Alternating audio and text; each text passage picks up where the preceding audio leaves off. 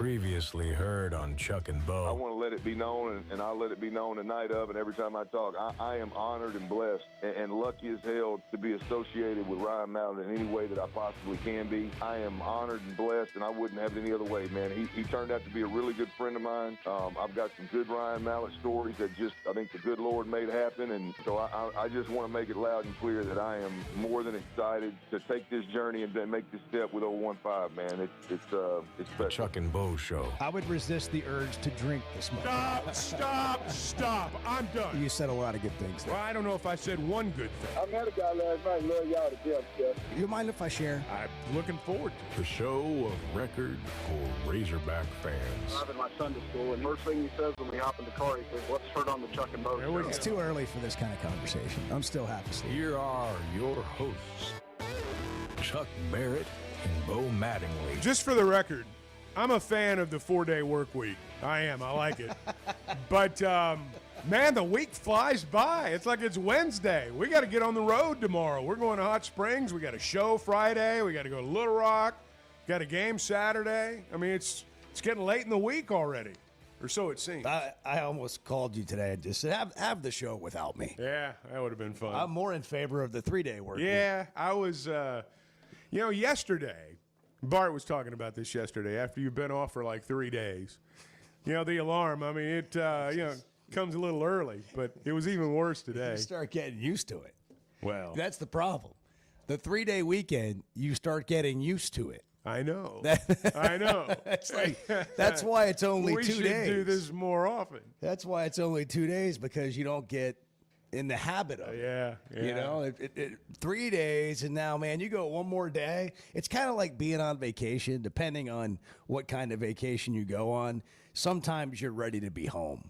Yes. But then sometimes you're just getting settled in. I know. Like you finally just kind of got the lay of the land, you know where everything is now, and you've kind of figured it out. It's time to go home. That's how it works. And it's like, what about one more day? So, you call Chuck and you're like, listen, had some flight issues. Hey, man, I missed my flight. I accidentally canceled it. They can't rebook me until like 48 hours from now. Yeah. It's a mess. I don't know if you've been on like the news lately, but American Airlines is a mess. And so Chuck looks, and man, there's a lot of open flights all day tomorrow. I don't know, man. There's what seats you're talking everywhere. All up and down the plane. Yeah, that's a good one. Yeah. but Well, we've man, all done that. Oh, that's good. It was a nice holiday weekend. It really was. We just jumped right in yesterday because there's so much There was a going on. game. And we'd had a game Monday night. But, yes, it was really nice on Sunday to know there was another day of not having to get up really early. I want to. You know what I want to do today? I want to make sweeping judgments. Let's for do it. week 1. I love a good sweeping judgment. Let's go big today. Let's jump to some conclusions. Like, for example, Alabama wins 5 games this year, or Alabama wins 10. Were we fooled by week 1? Here's one. Florida State is in the college football playoff. Or same kind of deal. Florida State wins 8 games. Auburn's good. Auburn's going to win 10 games. Wow. I was going to say 9. Well, I thought that sounded outlandish. 9's fine. 5. Bart's still down I on want it. people to sell me things today. Sell me a something. car. Sell me a car. Sell me something. Call in and sell me something about this season. Get Bo's business today. Yeah. Do it. Do it today. Earn his business today. Make me believe it. Bart, make me believe it. Auburn's going to win 5 games. That's what you said? 5. Show me. Sure. Tell me what you believe and why, Bart. Give it to me. I don't know that we're He's ready not for that. awake yet. Well, Look at him. No, I'm not. His I'm soul's not awake yet. Yeah. What's you the problem, Bart? Wow, you were sleepwalking. Not. Yeah, well, we'll get there. I've had We'll one get of those there. mornings where I'm like, what am I going to do next? Like I hit snooze on my phone this morning, take it off the charger. It's right there next to me. And goes off again, and I go to grab it. It just goes flying across the room, smashes off the wall. Seriously. How many times in the covers, How many times over the last year have you said to yourself when that alarm goes off, man, what was I thinking? Oh, not many. Most days. No. Whose I'm alarm's going There's off an now? alarm going off now. Is that you, Chuck? No, it's not me.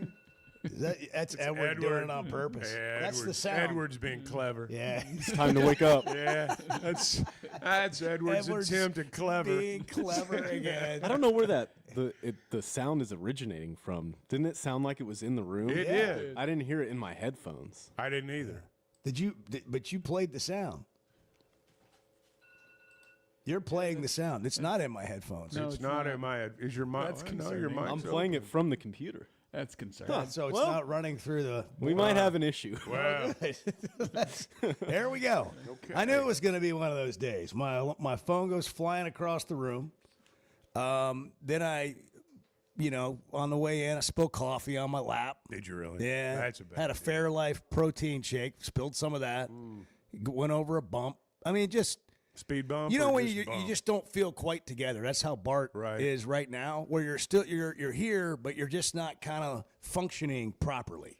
I'll tell you one thing I did notice that kind of brightened my day. The construction area right in front of the office here has moved down about half a block, and we can just pull right into the driveway. It is a joy. It is It simple is things. it It's is the a simple joy things. That Don't is, even get me started. Yeah. Oh, Bart, tell us what you think about Yeah. the. Are they ever going to get that finished, road Bart? in Oh, Fayetteville. no, of course not. Are they going to be working on it all year long? Probably.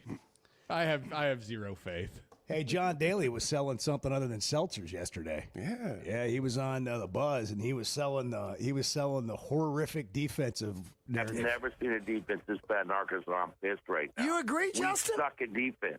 Our defensive line sucks. We gave up next to They nothing. can't, Navy, John. They can't sack anybody. I know I'm pissed. It's the worst defense I've ever seen. I love our offense. I know you do. We're We going to all have to do. score 35 to 40 points a game to win 7 games this year. 35 to 40 points a game to win 7 games this year. That might be right. I don't know that it's the worst I've ever seen. I think that's a little bit of an overstatement.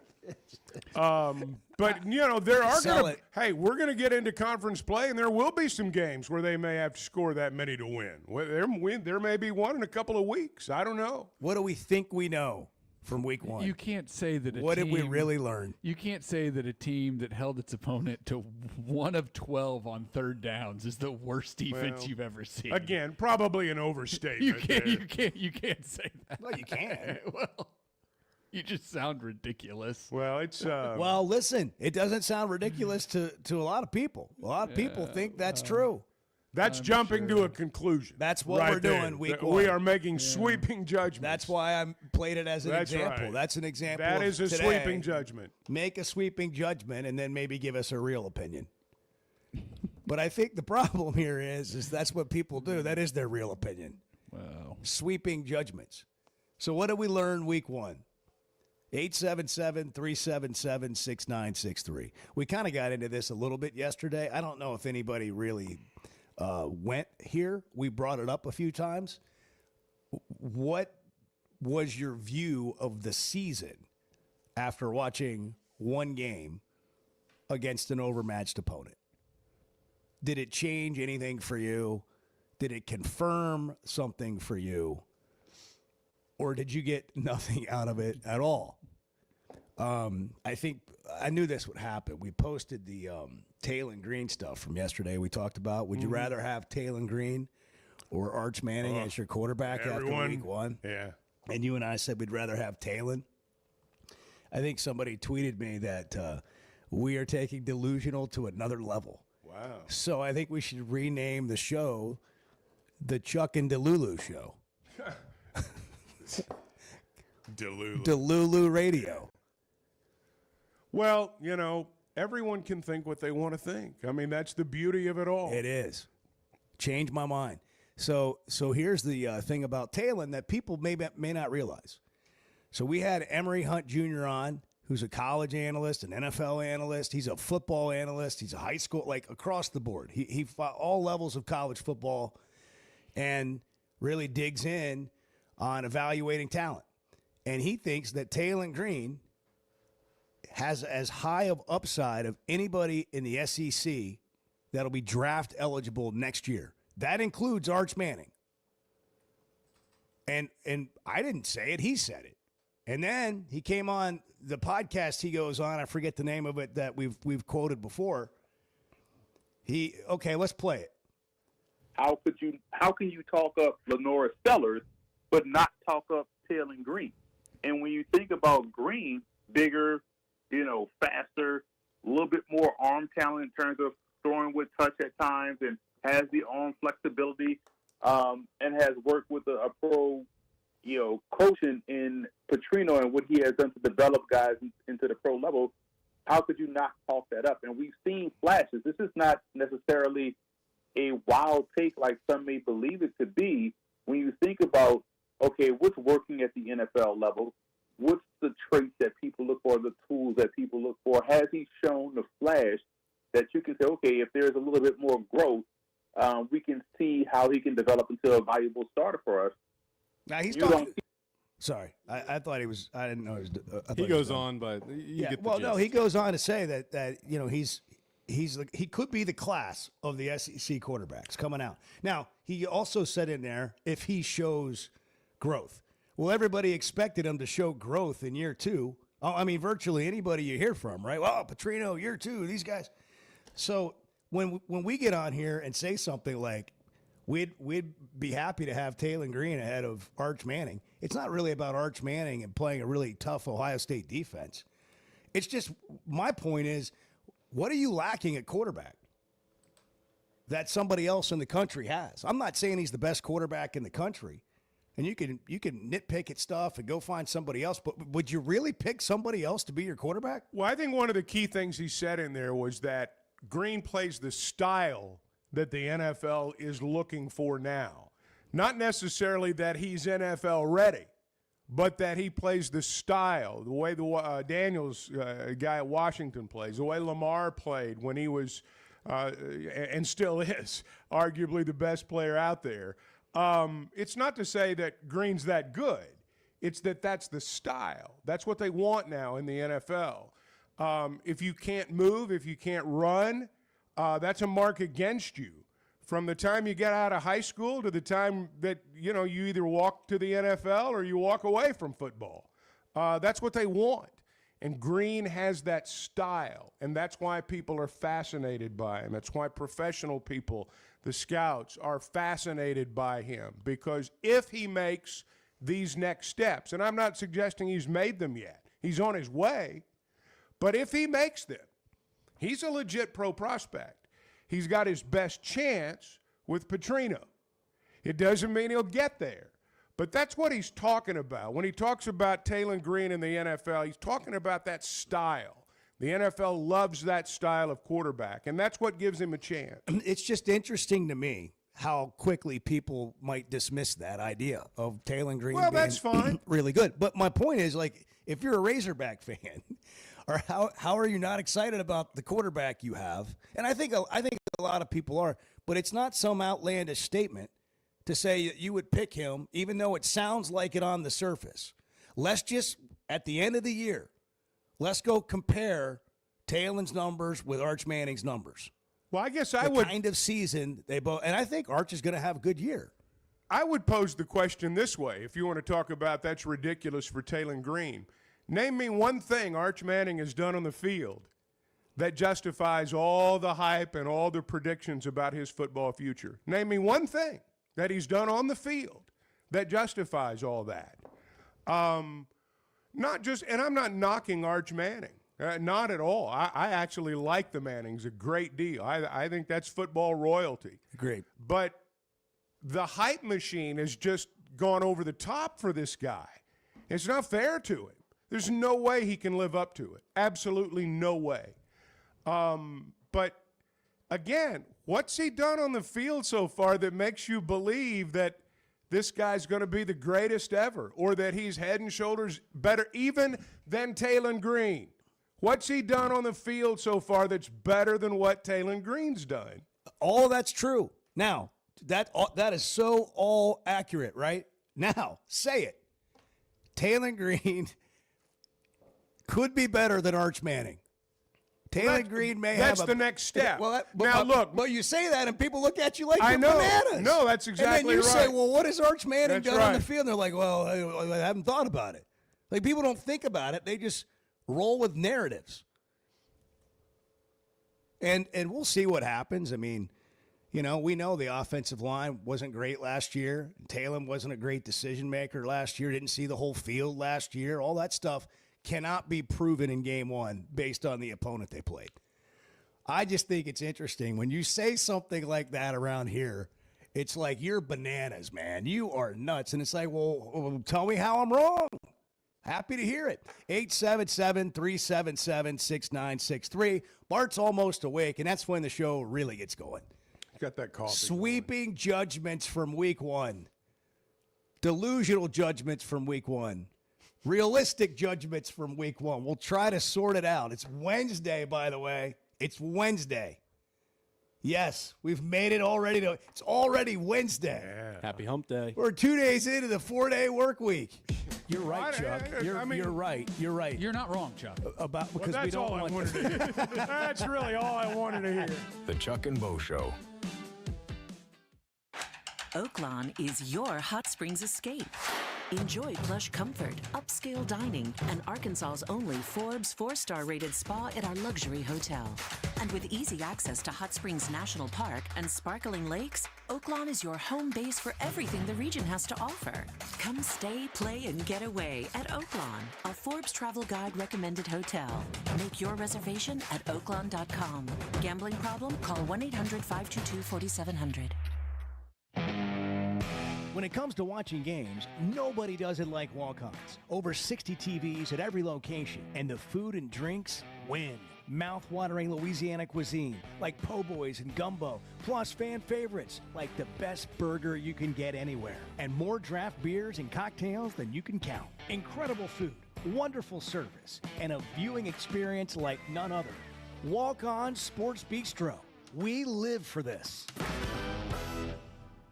Arkansas's one-stop automotive shop is right around the corner. Fayetteville Auto Park. FayettevilleAutoPark.com. Chevy, Toyota, Honda, Acura, Collision Center, all in one place. And if you're shopping pre-owned, Fayetteville Auto Park has you covered. With so many new cars sold, we always have a great selection of fresh trades. Why settle for anything less than the best? Fayetteville Auto Park, West Showroom Drive in Fayetteville. Proud sponsor of the Chuck and Bo Show. I love a day or weekend at Big Creek Country Club in Mountain Home. The golf, the people, the hospitality, and the events they host always hit the mark, and members enjoy it all. State-of-the-art practice facilities, food, beverages, a big pool with a snack and beverage bar, tennis and pickleball courts, and they can even book you an exclusive fly fishing trip. There's no initiation fee, and for out-of-towners, a membership is only $185 a month. It's Big Creek Country Club in Mountain Home. It's home away from home. The two best guys in mediocre sports radio. The Chuck and Bo Show.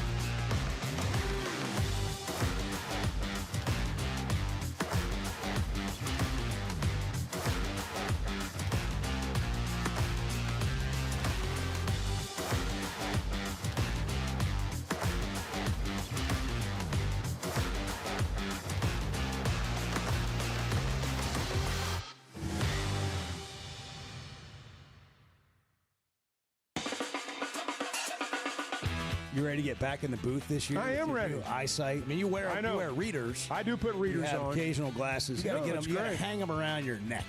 See, I'm not going for that look yet. The Chuck and Bo Show. I think we're going to hear from Arthur today.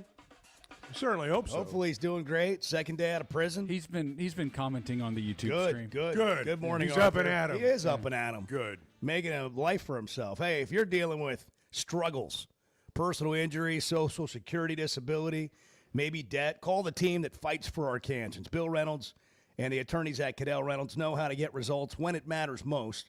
From car wrecks to denied disability claims, even filing for bankruptcy, they've got your back. You don't have to do it alone.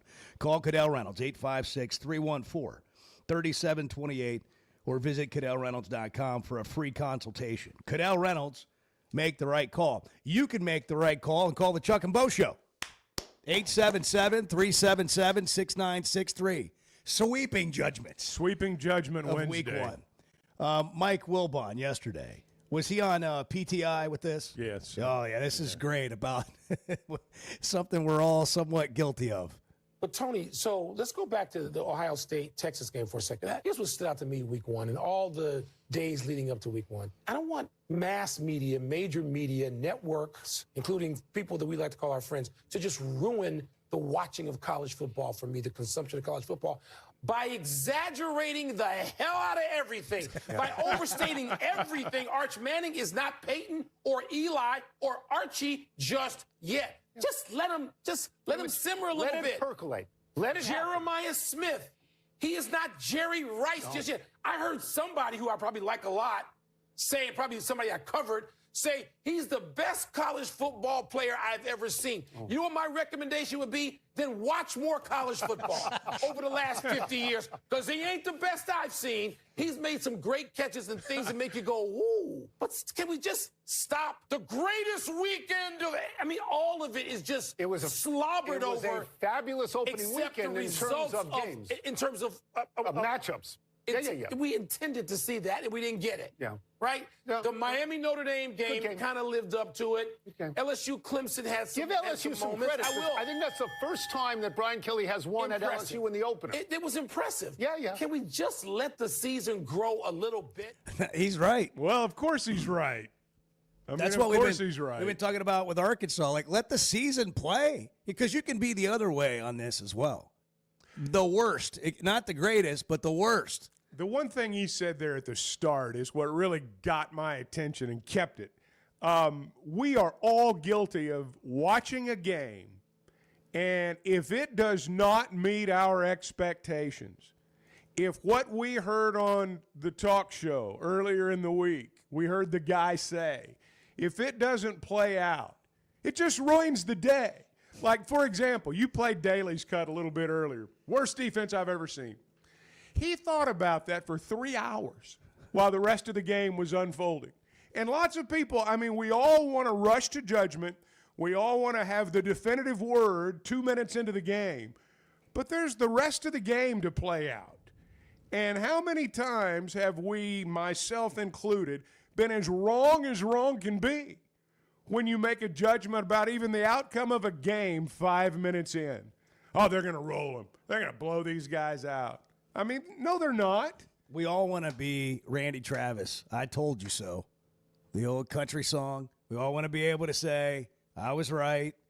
And people are fearful. I told you, people. They're fearful of being overly positive because that means you fell for something. So they go to the safety house of negativity. And that makes you a realist. And then when they do it well, it's about time. It's about time. I don't know what took them so long. Yeah, I told you guys they weren't going to win the national championship. That's right. Yeah, jump out there. I've been there saying that all summer. Jump out there on a limb. Like the thing that Wilbon there he said is. There's Bart. Good morning, Bart. Now he's alive. Good morning, Bart. Chevy of Fayetteville Situation Room. Jet fuel is on. We're making it. The thing Wilbon said there that I liked was then watch more college football. Yeah, that would be my recommendation because how quickly we forget, like, even recent history, but also, more distant history. Like, if you're calling Jeremiah Smith the best wide receiver you've ever seen play college football, I would like for you to go watch some Marshall tape of Randy Moss. Because that is the best wide receiver who I have ever seen play college football. Yeah. And nobody has particularly come close since then. You want to talk about running backs? Go watch some Darren McFadden. And then you want to talk about Arkansas having like the worst Arkansas defense you've ever seen? And you don't have to stop it. McFadden, Nick Chubb, the Alabama running backs. Bo Jackson, like come on. Herschel, yeah, like seriously. You want to talk about the worst Arkansas? With all due respect to Big John, I love John Daly. Chad Morris existed. Arkansas's defense in 2019 ranked 124th in the country. 124th out of 130 Bart's teams. getting fired up, Edward. You might need to turn him down a little bit. You got to bring Bart. I know you're over there working on something. No, it's fine. Edward's got other things. I felt that you felt. No. We don't want to let the passion swell. We don't want to let you. It's not you. We'll monitor it. You keep it going. John Chavis, those defenses at Arkansas, though. Keep going. Those were the worst defenses I've ever seen in Arkansas. And I know that's more recent. You talk about getting fleeced. My goodness, man. Go back to 2019 and watch Arkansas's defense play. That's the worst defense I've ever seen. That's the worst Razorback defense I've ever seen. Oh, sweeping judgments today, man. Come on. It's just that time of year, though. Don't forget where we came from. Don't forget the history of college football. It's your chance with 1 week under your belt to tell us, I told you so. Like, you've got 1 week now. We could do this before the season, but now you've had 1 week of college football. Really two, but one big weekend to react to. And so now is your chance to put it on the board. Edward will put it up on his wall of sticky notes, his column of sticky notes. Get in now. I'm running out of room. Get it now. Sweeping judgments. Make a statement. Make me believe it. 877-377-6963. Here's my Razorback sweeping judgment. All right. Omega Blake will lead the SEC in receiving this year. The SEC? The SEC. Put it on the Omega board. Blake will lead the SEC in receiving. Let's go. Put it not just the Razorbacks, but the SEC. Yeah. See, that's a sweeping judgment. You ready right for there. You ready for the negative on, take on that? All right, go ahead. Here's the negative Arkansas fan. All right, go. That's his Andrew Armstrong this year. He's not going to throw to anybody else. Even though he threw it to like 20 different guys on Saturday. He's just going to throw it to that Omega guy. That's the deal. All these other guys, this is our problem. Happens every year. See, those are sweeping judgments from one end of the spectrum to the other. Daly, worst defense ever. Right. Me, it's on the board. Omega Blake leads the SEC in receiving. Those are sweeping judgments. 6 different receivers, Arkansas receivers, had at least 3 targets in the game. Hey, you know who's going to have a big year? I got a sweeping judgment for you. Who? Jordan Platt. Yeah. Jaden Platt. Jaden Platt. I mean, yeah. No, I got it all wrong. Rohan Jones. I was thinking about the other tight end. Well, Were you pulling names out of a hat or what? Yeah. Platt actually had nobody. It's just got to be a sweeping judgment. Fair enough. The name's just sort of like fair whatever. Enough. Yeah, fair enough.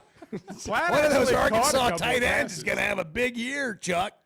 I should have said one of the Arkansas receivers will lead the SEC. I'll tell you. No, too late. that's it's no. too late. Fair enough. That's it's too on the board. rational. I'll stick with my sweeping judgment. I'll tell you this. It's been penned in ink. I feel pretty good about my Talon Green to lead the SEC in passing after week 1 season-long bet. Well, if you ask Daly, he's going to have to. Yeah.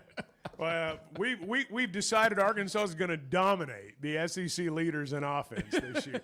Leading receiver, Green's going to be the leading passer. I think somebody said Washington's going to be the leading rusher. I did bet it. Are we the people Mike Wilbon's talking about? Yeah, I mean, all of college football. We take some calls when we come back. All right. By the way, if anybody's scoring at home, Arkansas leads the SEC in turnover margin after one game. There you go. Can't take it away from them. There we go. One game, they Sweeping lead the judgment. SEC in turnover margin. The Chuck and Bo Show. Good morning. It's Wednesday. This is not interesting. It's just interesting to us. Yeah, that's right. That's right. The Chuck and Bo Show. Guys, regardless of our age, feeling good is something we all want. That's what the Sweat No Edge is all about. It's where health, confidence, and peak performance come together. We all face challenges like low energy, hair loss, who's looking at me, stubborn weight, and skin health. The good news is we can do something about it. Get your free evaluation today and see where you are. Chuck and I have both done it and are better off for it. Log on to sweatgnomecosmetic.com and click on the Sweat Gnome Edge. Summer storms and heavy rains can sneak up fast, so make sure your gutters are ready to handle it all. Hog Trough Gutters, locally owned and operated with 30 years of experience, installs seamless gutters made on site to protect your home. They're fully licensed and insured. Every job is hydro tested, and each one comes with a 20-year warranty. Proudly serving Northwest Arkansas and the River Valley. And if you're outside those areas, just give them a call or a text. Schedule your free inspection today at hoggutters.com. Today's been a strange day. Yeah, we've had some struggles here. Let's just be blunt. Can we be blunt? Well, it's 50-50 at best. The Chuck and Bo Show.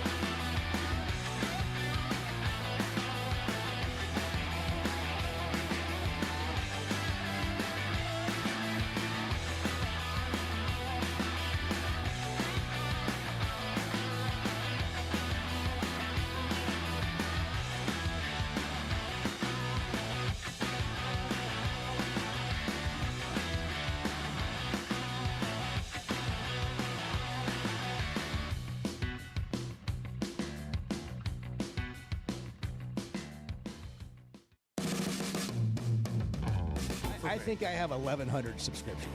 I'm pretty sure. It is so ridiculous. That guy subscribed to Hulu twice. The Chuck and Bo Show. Bart has a sweeping judgment. I do. That's odd, I know, but he does. Well, Tennessee is better without Nico Iamaleava. Yeah? Yes. With beyond the shadow of a doubt. By the way, let's just do a little check-in on Nico, $3 million, whatever the heck it is he's making. He's not UCLA. making that. Whatever it is, he's stealing money. Like they are thieves. Thieves. Those people are thieves. It's not true. Well, it's not true. It's just all one big con. I think so. Here's Nico's stat line in week 1. 11 of 22. That's 50% completion percentage there. Easy math to do. 11 of 22. Even me could have gotten that one. Ooh, 136 yards, 1 touchdown, and 1 interception in a 43-10 loss at home at the Rose Bowl. Golly, man. To open the season. To Utah. Who I personally picked to win the Big 12, but still. I saw a picture of the Rose Bowl right at kickoff for that game. There's like nobody there. I mean, nobody. And they've got half the place, they've got it covered with tarp, to make it look like it's a festive atmosphere. I'm certain no one cares. However, what was this guy and his family thinking? He set up at Tennessee to be what? A second-year quarterback with who? A pretty dang good offensive mind. You're going to have a great year. That's right. And you walk off the field in spring practice. For what? To be really bad at UCLA. And they said it was like a family decision. Look, this is the dad's fault. This is the dad's deal. I mean, it's so hard to understand. Well, I mean, this is about a dad that's I get just that. that's the whole deal here. And I actually, a time or two, felt sorry for those boys. Yeah. Because I'm sure that it's been this way since they were 6 years old. I'm sure it has been. There's just zero. This guy's been out of his mind for almost 15 years now. Seems like zero logic. Maybe I'm really missing UCLA, something. by the way, just a 2.5-point favorite at UNLV this week. Ooh. And UNLV, I don't know that they're as good this year as they were No, they are last not. year. They are not. It doesn't seem that way. Let's check in with Arthur, who's in Vermont now. He's made his way from Good morning, guys. New Hampshire, the correctional institution there. Yeah. He's a free man. Vermont. He's a free man in Vermont. Yeah. How is your freedom? It's beyond words, but it's like the place that I'm going to be probably going, God willing, is a VA place. But the place I'm at right now, I went ahead and spent the money on one of those smart suite places. I got a king size bed. I got a refrigerator. There's a, I was on the treadmill. Oh, this is what I called for, though. I was on the treadmill and listening to the show, and then it blew my mind when someone gave you guys a hard time saying Talon Green. You guys are delusional for saying Talon Green is probably going to be a better, already is. It's going to be a better NFL prospect, and he's a better quarterback than, I got to make sure I get it right, not Eli Arch. I mean, I jumped off if I had coffee in my mouth, it would have gone all over the table. I'm like, what? And I think Arch Manning is definitely in line for a new college football award called the Ugalele QB of the Year award. Like, you remember that guy that went to Clemson and then he went to Oregon State, then he was at Florida State. He was always this still number one quarterback. I mean, he got the Dr. Pepper deal. I mean, he was on the Dr. Pepper commercials. Yeah, it's like he is that guy minus the one good game against Notre Dame. So, and then with that, let's sweeping judgment. Oh gosh, Arkansas is going to have to overcome a bad call against Ole Miss that will be like at the worst possible time to win that game. They're not just going to let Arkansas walk in there and watch. They're going to have to overcome a bad call. And I know why the SEC does things the way they do a little bit. There was some insight. The guy you guys were talking to yesterday, Alabama doesn't have a lot of money. They don't have the billionaires. They can't buy out DeBoer if they want to, unless they start doing like bake sales or, we should have been tipped off to that because, like I said, the spike in sales of generic cigarettes every time they come to town.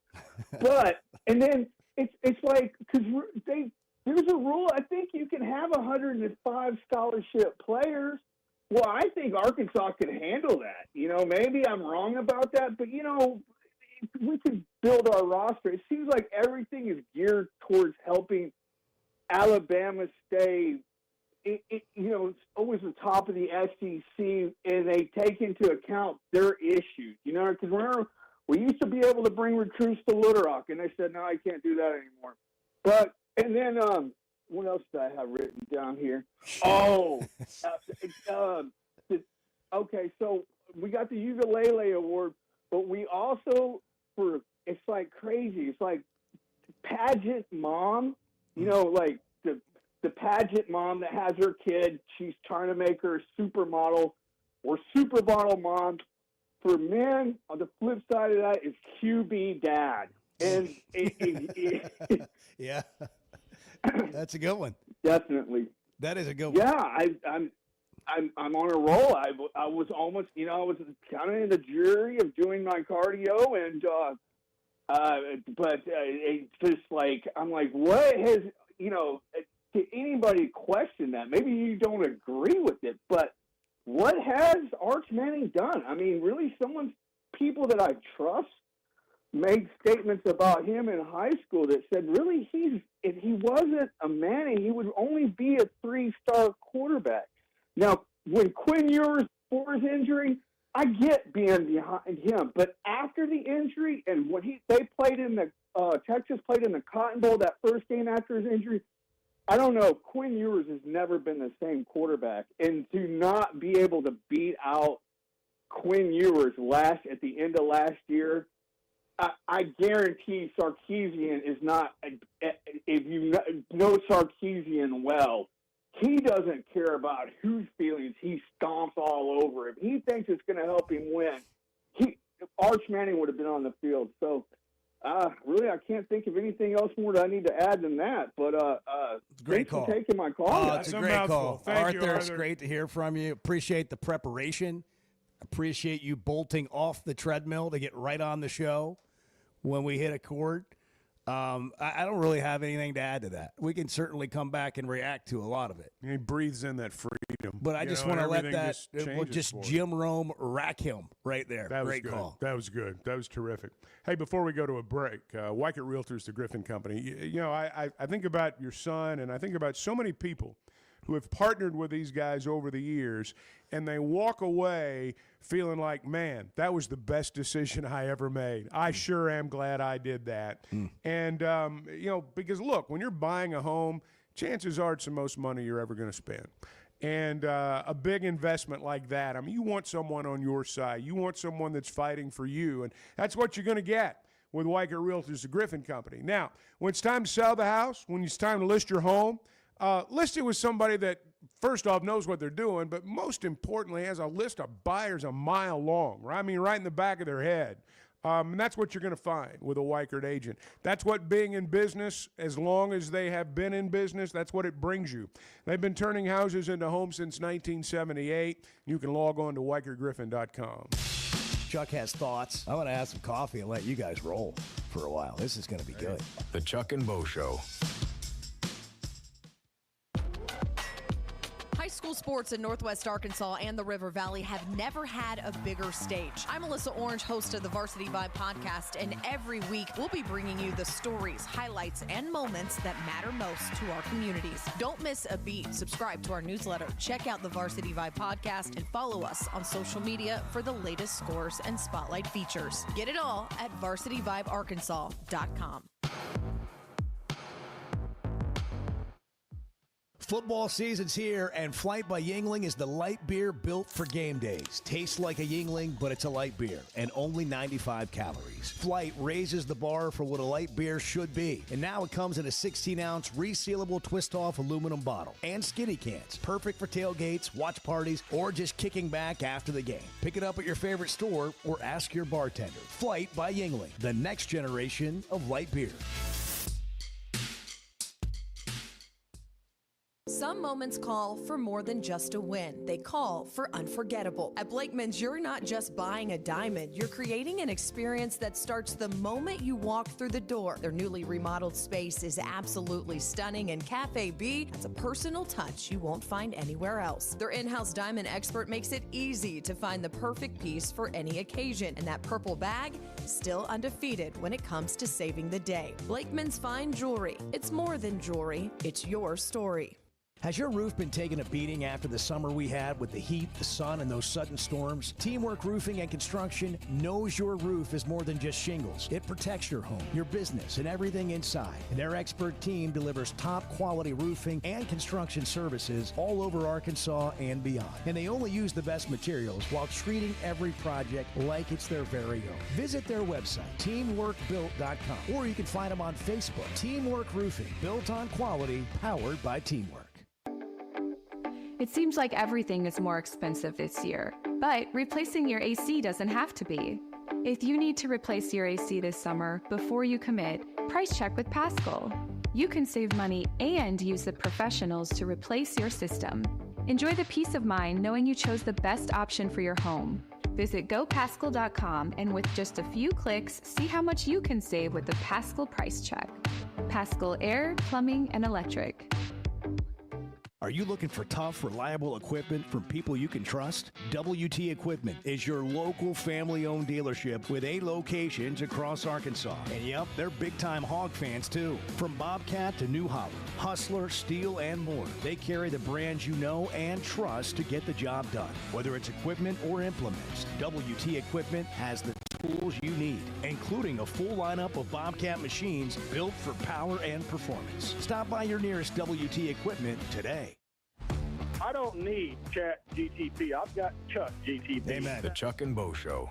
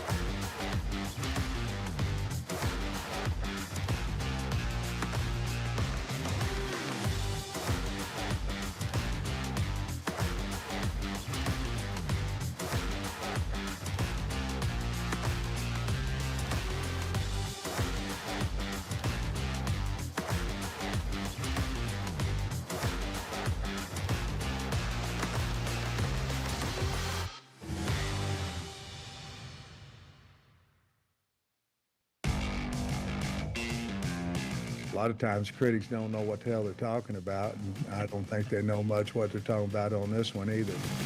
The Chuck and Bo Show. We talk about working with great people. And anybody we talk about here on the Chuck and Bo Show, we've got a relationship with, and you can just know they're good people. We don't want to work with anybody that's not.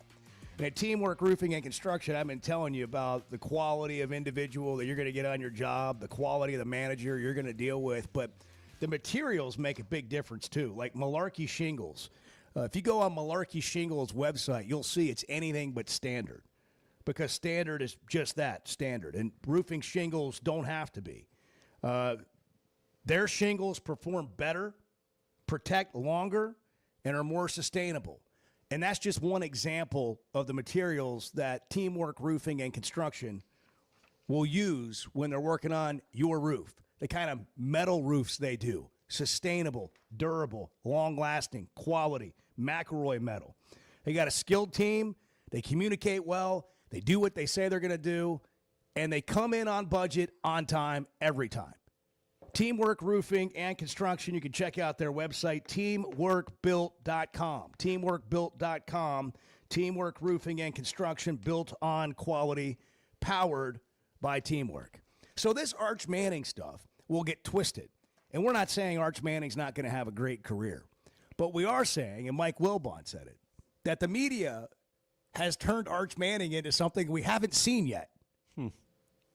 He is a bigger-than-life superhero that we created that has yet to do it. Well, let's be honest. Another Manning being a great quarterback would be a good story. People would follow it. It's attention grabbing, but that's not happened yet, and we don't know if it's gonna happen. We just don't.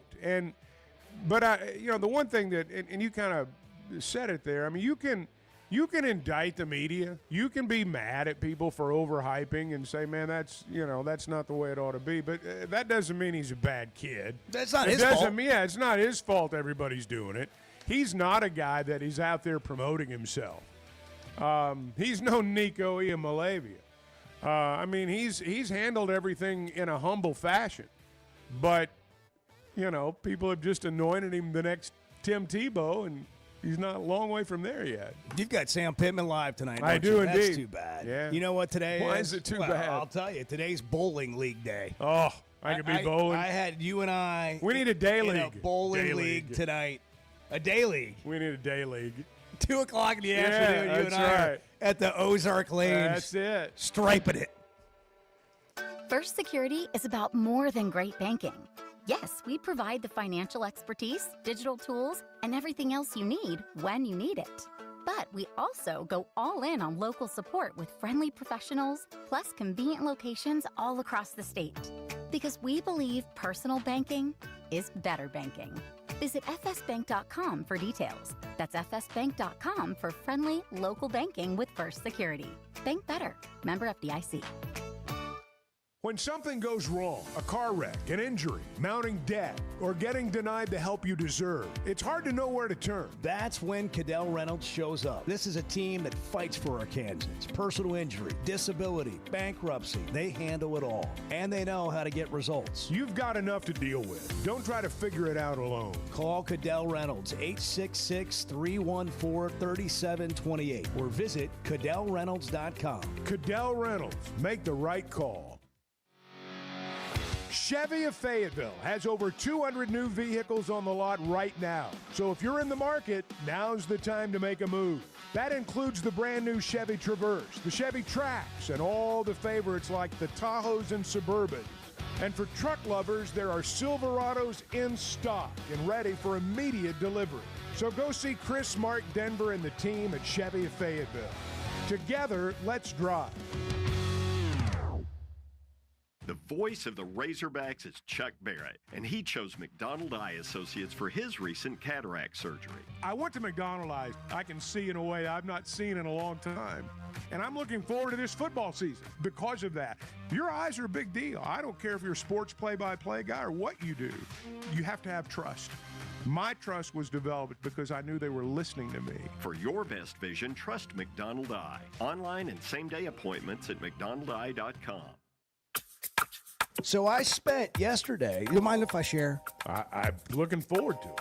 The Chuck and Bo Show.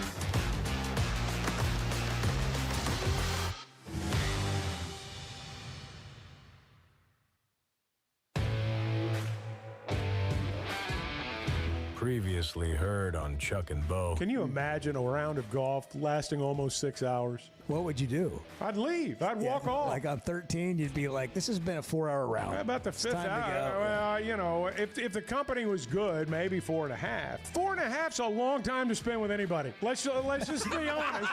4.5 hours is a long time to spend with anybody. There it is. Comes down there it is. That's what we just learned a lot about Chuck right there. Yeah, that's why this show is only 3 hours. The Chuck and Bo Show. I would resist the urge to drink this much. Stop. I'm done. You said a lot of good things there. Well, I don't know if I said one good thing. I met a guy last night. Love y'all to death, Jeff. You mind if I share? I'm looking forward to the show of record for Razorback fans. Driving my Sunday school, and first thing he says when we hop in the car, he says, "Let's turn on the Chuck and Bo Show." It's too early for this kind of conversation. I'm still half asleep. Here are your hosts, Chuck Barrett and Bo Mattingly. September 3rd. It's Wednesday. We're just blowing our way through this 4-day work week. For those that didn't get that, let's have a moment for them. What can we do for you today? The first person that calls in and tells us they had to work on Monday, we're going to give them something. What are we going to give I don't know. From the prize vault? Bart might just Venmo him like $25 for lunch. It's a nice lunch. What's Venmo me? Yeah. I'll take 25 for Venmo? lunch. Yeah, I got You Venmo. do? I do. I'm.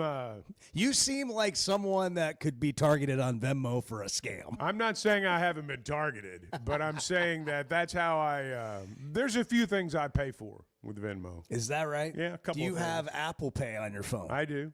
Yeah, a couple of things I am here and there. impressed. Well, what do you pay with on Venmo? Well, you say it so mysteriously. Gambling debts. No, there's a few things I pay with on Venmo. Guy that mows You're just the yard. begging to be asked. No, okay, I'm what not. is No, I'm not begging to be asked. If I was like gonna say, I would have said it up front. The guy that mows the yard. Okay. I am not begging to be asked. Chuck, that's all you do. That is ridiculous. When you speak in like coded That is terms. not true. That's not It's true. It is. It's like, how was your weekend? Well, I did a few things. That's begging to be No, asked. it's not begging to be asked. It's begging for you to move on. It's like, I don't want to talk about it. That's what it is. That's true. You guys talk about too much That's stuff. what you should say. I don't want to talk about it. All right, that's that. I don't want to talk about that, Bo. Chuck, loose lips sink ships. That's right. That's Chuck's That's motto. exactly right. You guys talk too much. We do a talk show. I know. Philip in Bentonville. Good morning. You're on the Chuck and Bo Show. Good morning, guys. Hey, I heard this morning you're talking about Arch, but here's the question is, earlier this year, and we're talking about the media and how everything going on with Arch, no overhyping. But earlier this year, and, Archie, his grandfather, made the comment that he wasn't going to go pro, and Archie got just blasted by the national media of how dare you say that stuff, and, it's too early in the season. And my question is now after, does his family know more than what the national news did? I'm sure they do, realizes yeah. that he's not ready for the pro. Well, that's something only they know. I mean, I don't know what Archie really thinks about Archie's NFL prospects, but actually it was Archie that said he's not going to go pro, and Arch kind of was like, well, I've never said that. So I think he might like to, but maybe he does. I don't know the answer to your question. And I don't know that Arch is not going to be ready for the NFL at the end of the year. I don't know that. Based on what we saw Saturday, though, he played against I'm not saying Ohio State's got an NFL defense, but they've got an NFL coordinator, and the football people that have talked about this game since it finished talked about the defensive game plan that Matt Patricia put together. So, but who knows? I just think that you need to do something on the field, though. Look, we everybody. can't. We can make a sweeping judgment. We're having fun today with that, not really at Arch's expense, but I don't judge him on that Ohio State game. Other than this, what we were told that he was by everybody else, not him, by everybody else. That's not what showed up on Saturday. But I wouldn't read between the lines on something Archie says. I wouldn't try to read something into it there. I don't think when he said that he's thinking, hey, man, he's really not that good. I think, we don't know yet. But what we're saying is he was run out here as somebody that was Eli or Peyton, and he hasn't done it yet. Well, I think, this started going back to Mike Wilbon's cut, and the first thing he said was, don't ruin college football for me. And I think that's what happens sometimes. You hype a guy up so much, and then when he's not as good as the hype, it ruins your day as a fan. And let's play that. All right. I think it's worth hearing. But Tony, so let's go back to the Ohio State-Texas game for a second. Here's what stood out to me week one and all the days leading up to week one. I don't want mass media, major media, networks, including people that we like to call our friends, to just ruin the watching of college football for me, the consumption of college football, by exaggerating the hell out of everything, by overstating everything. Arch Manning is not Peyton or Eli or Archie just yet. Just let him simmer a little bit. Let it percolate. Let it Jeremiah Smith. He is not Jerry Rice just yet. I heard somebody who I probably like a lot say, probably somebody I covered, say he's the best college football player I've ever seen. You know what my recommendation would be? Then watch more college football over the last 50 years, because he ain't the best I've seen. He's made some great catches and things that make you go, ooh. But can we just stop? The greatest weekend of, all of it is just slobbered over. It was a fabulous opening weekend in terms of games. In terms of matchups. We intended to see that, and we didn't get it. Yeah. Right? The Miami-Notre Dame game kind of lived up to it. LSU-Clemson had some Give LSU some moments. credit. I will. I think that's the first time that Brian Kelly has won at LSU in the opener. It was impressive. Yeah. Can we just let the season grow a little bit? By the way, speaking of week one and sweeping judgments and evaluations and all the opinions that we have after one weekend, we have 2 weekends, but one real weekend of college football. Did you see Dabo gave himself a grade, and he gave LSU a grade? What did he say? That LSU maybe was a 65 and Clemson was maybe a 58? Is that what he said? Something like that. So Brian Kelly was asked about it in his news conference. We dominated him in the second half. So he's either a really good grader for, giving himself a 58, or he's a really hard grader on us, or he didn't see the second half, which that might be the case. He might not have wanted to see the second half. It's Brian Kelly's feeling it. Yeah, he's feeling his oats now. He won a season opener. It now. He's feeling it now. Listen, LSU is going to be insufferable this year. Hey, there's a sweeping judgment. LSU's going to win the national championship. Yeah. They are. My sweeping judgment. They're going to win a lot of games in a row. John Daly's sweeping judgment was that it's the worst defense he's ever seen. Mine was that Omega Blake will lead the league in receiving. Yeah, those are sweeping judgments. Make yours from one extreme to the other. Can we come back to the Arch thing for just a second? Yes, I apologize for leaving the Arch topic. No, well, this all started yesterday when we said we'd take Talon Green over Arch Manning as the quarterback this year for Arkansas. We wouldn't trade not him. for a lifetime, for this year. We'd trade him, and a lot of people agree with us actually. But a few people was like, that's bananas. Right. And look, everything's got to play out. But if Arch wasn't good, he would not be the starting quarterback at Texas. If he didn't have talent, now, however raw or undeveloped that talent may be at this point, if he didn't have talent, he would not be the starting quarterback for Steve Sarkisian. Right? We're talking about a guy who has put quarterback after quarterback in the NFL, going back to his time at Washington with Jake Locker, USC, Cody Kessler, Sam Darnold, Alabama, Mac Jones. Steve Sarkisian quarterbacks for 200, Alex. The guy has – Quinn Ewers signed a $4 million contract with the Dolphins. The guy knows what he's doing when it comes to quarterbacks. Quinn Ewers got $4 million? Yeah, 4-year, $4.3 million contract. So $1 million a year. Is it guaranteed? I have no idea. Yeah. Well, you know everything else, but what you just rattled off over there, that was impressive. But my point is the guy knows what he's doing when it comes to quarterbacks, right? Not fully guaranteed. Yeah, I didn't think so. Not What was it? fully It was like a guaranteed. 6th or 7th round? 7th round pick. 7th round pick. And what did Steve Spurrier say when Quinn Ewers got drafted in the 7th round? Everybody's talking about Arch, but their quarterback ahead of him was drafted in the 7th round, and Arch didn't beat him out. My point is that's what he said. He said it just like that. Yeah, just like that. My point is that, like, Arch is a good player. Ohio State's defense is pretty good, right? Like, people just act like that didn't happen. What would Talon Green have looked like if he went up against Ohio State's defense? Right? Not the way he looked against Alabama.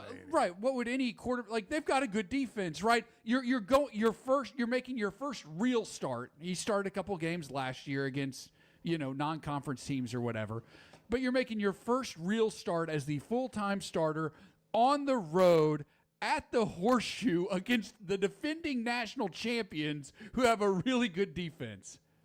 And then you're gonna and then your takeaway from that game is gonna be, well, this guy sucks, I guess. Well, I don't think that. Well, I know I'm not saying you do, but people do. And I hate Texas. So tired of this crap. I hate Texas. I do think though that the guy has been built up to a point. Oh no, he's been where put on a it's gonna pedestal. be so hard, right? To but live it's up not to. his own doing. No, it's not his fault. Right. But right. also, I still think Talon Green's a better quarterback right now. I don't disagree with that at all. That was where it all started yesterday. Right. No, I think that's very true. Let's go to Bentonville. You want to go to Bentonville? Sure, why Let's not? go. It's a lovely place. Let's do it. Great restaurant. Stephen is there. We're going to Stephen in Bentonville. By way of Stephen, we're in Bentonville. Good morning, Stephen. Good morning. Good morning, guys. How are you guys doing? I did have to work Monday. I worked for a charter school, charter high school here in Springdale, and I know schools were out. However, I had to bring stuff home with me, but it wasn't a bad day. Graded papers, no students bothered me, so it's kind of cool. We'd like to buy you lunch. But Bart would like to buy you lunch. Please do. Let's get your Venmo. I had a good day. We're going to put you. Great. Don't hang up at the end of the call. We're going to put you on hold. We're going to get your Venmo, and we're going to Venmo you for lunch today. Wow. Sounds great. Appreciate it, guys. Absolutely. You were the first one to call in. It worked on Monday. We said it. Yeah. You're a man of your word. I mean, you could keep going. You don't have to hang up now. I mean, or you don't have to be done with your point. Yeah, he was just angling I for had lunch. a better day than He was angling Bill for Belichick did on his Monday. Oh, yeah. So, oh, man. And he had to work. That's another thing. Like, are we being unfair to Bill Belichick? No. That's a sweeping judgment. That's not going to work in North Carolina. That's a sweeping judgment. Can we leave him and his girlfriend alone? No, it's not going to happen. Chuck said he's lost his mind. You said that this summer. Yeah. He does look like a caricature out there. Can we talk about the backdrop for the post-game press conference? Like, it wasn't just the UNC logo or anything. He had a balloon arch behind him after getting his butt kicked. They trademarked by TCU. They trademarked that term "gold digger." I expected "gold digger" to be on the backdrop there. Yeah. With the trademark underneath. Yeah. I mean, it is sort of comical what's happening there. Did you see where she came up to him on the sidelines for a quick word, and somebody said she was can I have $20 for the concession stand? Look at that. That's so brutal. Well, it is brutal. Steven, stay on the line. We're going to get your Venmo. Hang on. Edward, would you get his Venmo? Yeah, that balloon. What is that? It's a balloon. Okay, Oh, here's she the had question. balloons. Do you think that's a Jordan Hudson creation? The balloons? Yes. At the press conference. I think there's a chance, yeah. I think there's a really good chance. You just got worked over by TCU, and you're giving your post-game press conference under a balloon arch. Man. Well, oh my gosh. It struck me watching all that stuff with Belichick around this game. In the NFL, I know there's a lot of attention paid to the NFL, but these guys can get away with just coaching, I mean, have you ever seen a guy more uncomfortable in a baby blue suit than Bill Belichick? Can we do what do you think a conversation sounds like Oh, my with Belichick gosh. and her? She's like, what do you think about maybe putting balloons in the press conference? Okay. Okay. Good idea. Maybe we'll put them right over here. We'll get a cookie cake. Whatever you want to do. Yeah, whatever. Just mumble around. I'll bet whatever you want to do comes out of his mouth a lot. I'll bet that is an oft-uttered phrase right there. It's a Chuck and Bo show. See, this is what the Chuck and Bo show is. You just show up and have coffee with you. The Chuck and Bo Show. School sports in Northwest Arkansas and the River Valley have never had a bigger stage. I'm Melissa Orange, host of the Varsity Vibe podcast, and every week we'll be bringing you the stories, highlights, and moments that matter most to our communities. Don't miss a beat. Subscribe to our newsletter, check out the Varsity Vibe podcast, and follow us on social media for the latest scores and spotlight features. Get it all at varsityvibearkansas.com. Some moments just call for something unforgettable. At Blakeman's, you don't just buy a diamond. You create an unforgettable experience. Their newly remodeled space is stunning with Cafe B right inside and their in-house diamond expert that'll help you find the perfect piece every time. That's just part of the Blakeman's experience. When you see the purple bag, you know it's something special. It always saves the day. Blakeman's Fine Jewelry. It's more than jewelry. It's your story.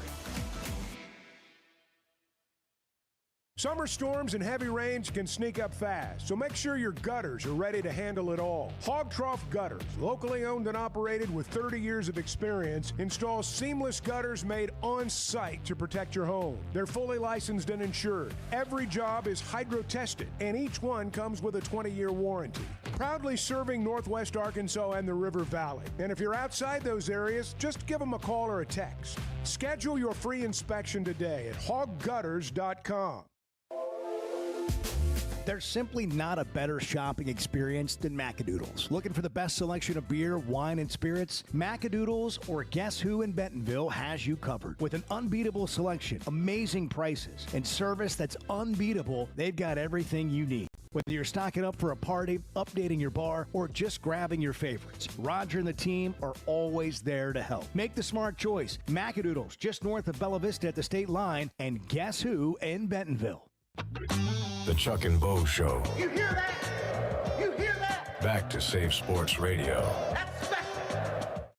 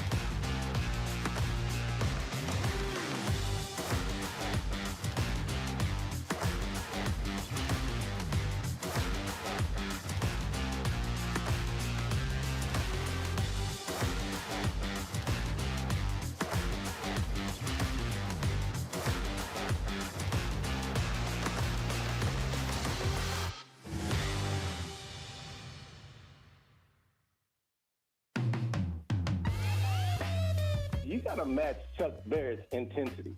I mean, when the guy's in the booth, he's a different kind of cat. The Chuck and Bo Show. 877-377-6963. It is Wednesday, September 3rd. That's right, it's Wednesday. It's confusing this week. 4-day work week. For most people. Which but we as are we for. just found out from Stephen in Bentonville, he worked on Monday, so we're buying him lunch. I need $6 from each of you. I was saying, where's this money coming Well, I'm from? gonna, Is this like I'll from the company Venmo him, account, but or I need Bart's $6 personal from account? you. I need $6 from Edward. I need $6 from Bart. I need it to be a team effort. I'll But Venmo Sterling you. was just on the phone, and we just Something lost him. happened. Something happened. Somebody must have needed help with a forklift. He tries to hide. I think he's at work by now. I'm sure he is. Sometimes he's actually, I think, has called us as he drives the forklift, which I think's cool. I'm hearing from people, Chuck, that are going to Little Rock. I know people in the central and south part of the state, are going, but for me, it's always about how many people from Northwest Arkansas are going to Little Rock. Like, you're not going to sell either one of these stadiums out unless you get people coming from both sides, or when we say both sides of the tunnel. That's right. And that's true of War Memorial Stadium. Like, if people in Northwest Arkansas don't go to the game, probably not going to sell it out. But I am hearing from people that are going, and some of it is nostalgic. A lot of it probably is nostalgic. We were talking before the show today. There's a generation that really does not remember a lot of the great games at War Memorial Stadium. There's too young to remember. There's not been a lot of great moments there over the last 10 to 15 years. You've really got to go back to the Petrino era. The opponents have a lot to do with it, obviously. There's a time when you played LSU down there every other year, at least on the Friday after Thanksgiving. So, the opponents have not been as good as they once were. But, if you're old enough to remember, like I am, there have been so many great games played at War Memorial Stadium. I mean, I go all the way back to the immortal Teddy Barnes, when they beat Texas A&M to go to the Cotton Bowl. I mean, there have been some great, great wins in that stadium. So, yeah, I think there are people that if they, thinking this is going to be the last one, this is one that they want to go to. 877-377-6963. I remember, the first thing that jumps out in my mind was one of the early times when I got here in 98, and they were playing 3 games a year down there. Sometimes 4. And it just Tim Couch getting David Barrett smoked. Picked off that pass and went down the sidelines, and you'll never hear us in louder stadium. Kenoy Kennedy hit a guy in his helmet. You thought he knocked his head off because the helmet went rolling 5 yards on the ground. You're like, ooh. You remember how, whenever there was a big game, win or lose, Coach Broyles would just, you want to talk about over the top, man. And, he would say some over the top things. But the thing that stuck with me with that game was he told Tim Coucher the best player that's ever played on this field. And, that's a mouthful coming from a guy who coached a lot of games on that field. But, yeah, that was a great game. But there have just been so many over the years. 79 beating Texas.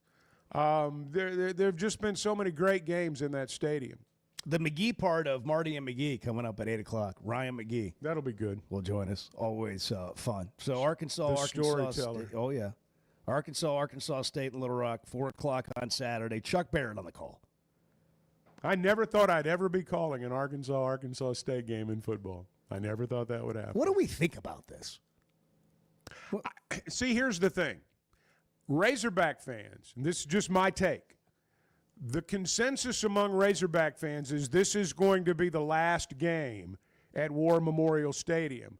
Therefore, I'm okay with playing Arkansas State.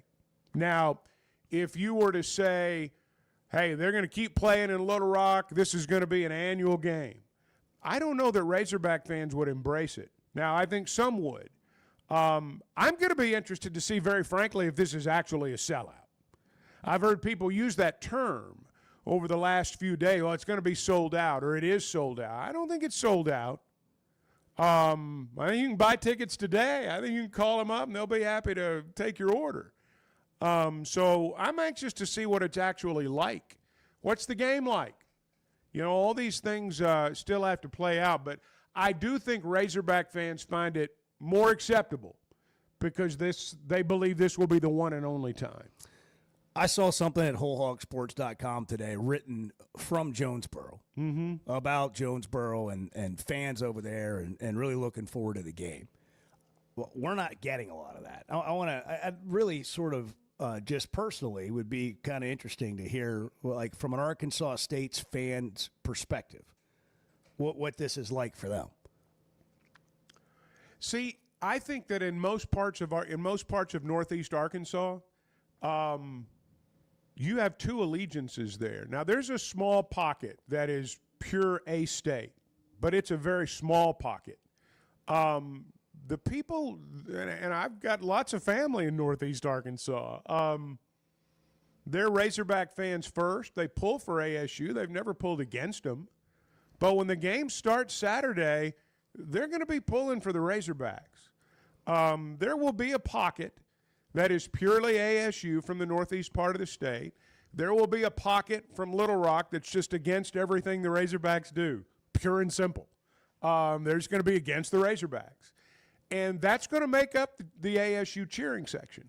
The rest of the people will be pulling for the Razorbacks and rooting for a spectacle more than anything. You know, Pittman said Monday in his news conference that there's no real advantage for Arkansas to play this game in Little Rock. Now, let's think about that for a second. Because if you just hear that, you don't really think about it, you may have a different opinion. What made us think this was a good idea to play a home game where potentially 15 or 20,000 fans could be rooting against you for a home game? I don't think it's going to be that many. Well, okay, 10,000. I don't even think it's going to be that many. Maybe not, but the game is set up for it to be. I know. Like that's how the game was set up. So if you're looking at it from a Razorback perspective, how is that a good thing? This is not about football. This is about politics. Arkansas and Arkansas State's never been about the game. It's been about the politics of it all, and that's what's going on right now. And that's also been true of games in War Memorial Stadium in general. Right. But if you're a Razorback fan, what do you do with that? So you just said it. I agree with you. It's about politics, but my point has always been about Little Rock. I don't have anything against Little Rock. Obviously, we've got a lot of great friends there, a lot of great people, and a lot of Razorback fans. My question has always been, how is playing a game there good for the program? Like if you're the coach or you're the AD, your job is to try to put your program in the best position possible, and that's what you want as a fan. But then we forget that at times. And we make decisions or we voice opinions that aren't in the best interest of the program, and to me, that's one of them. It's hard to let go of the past.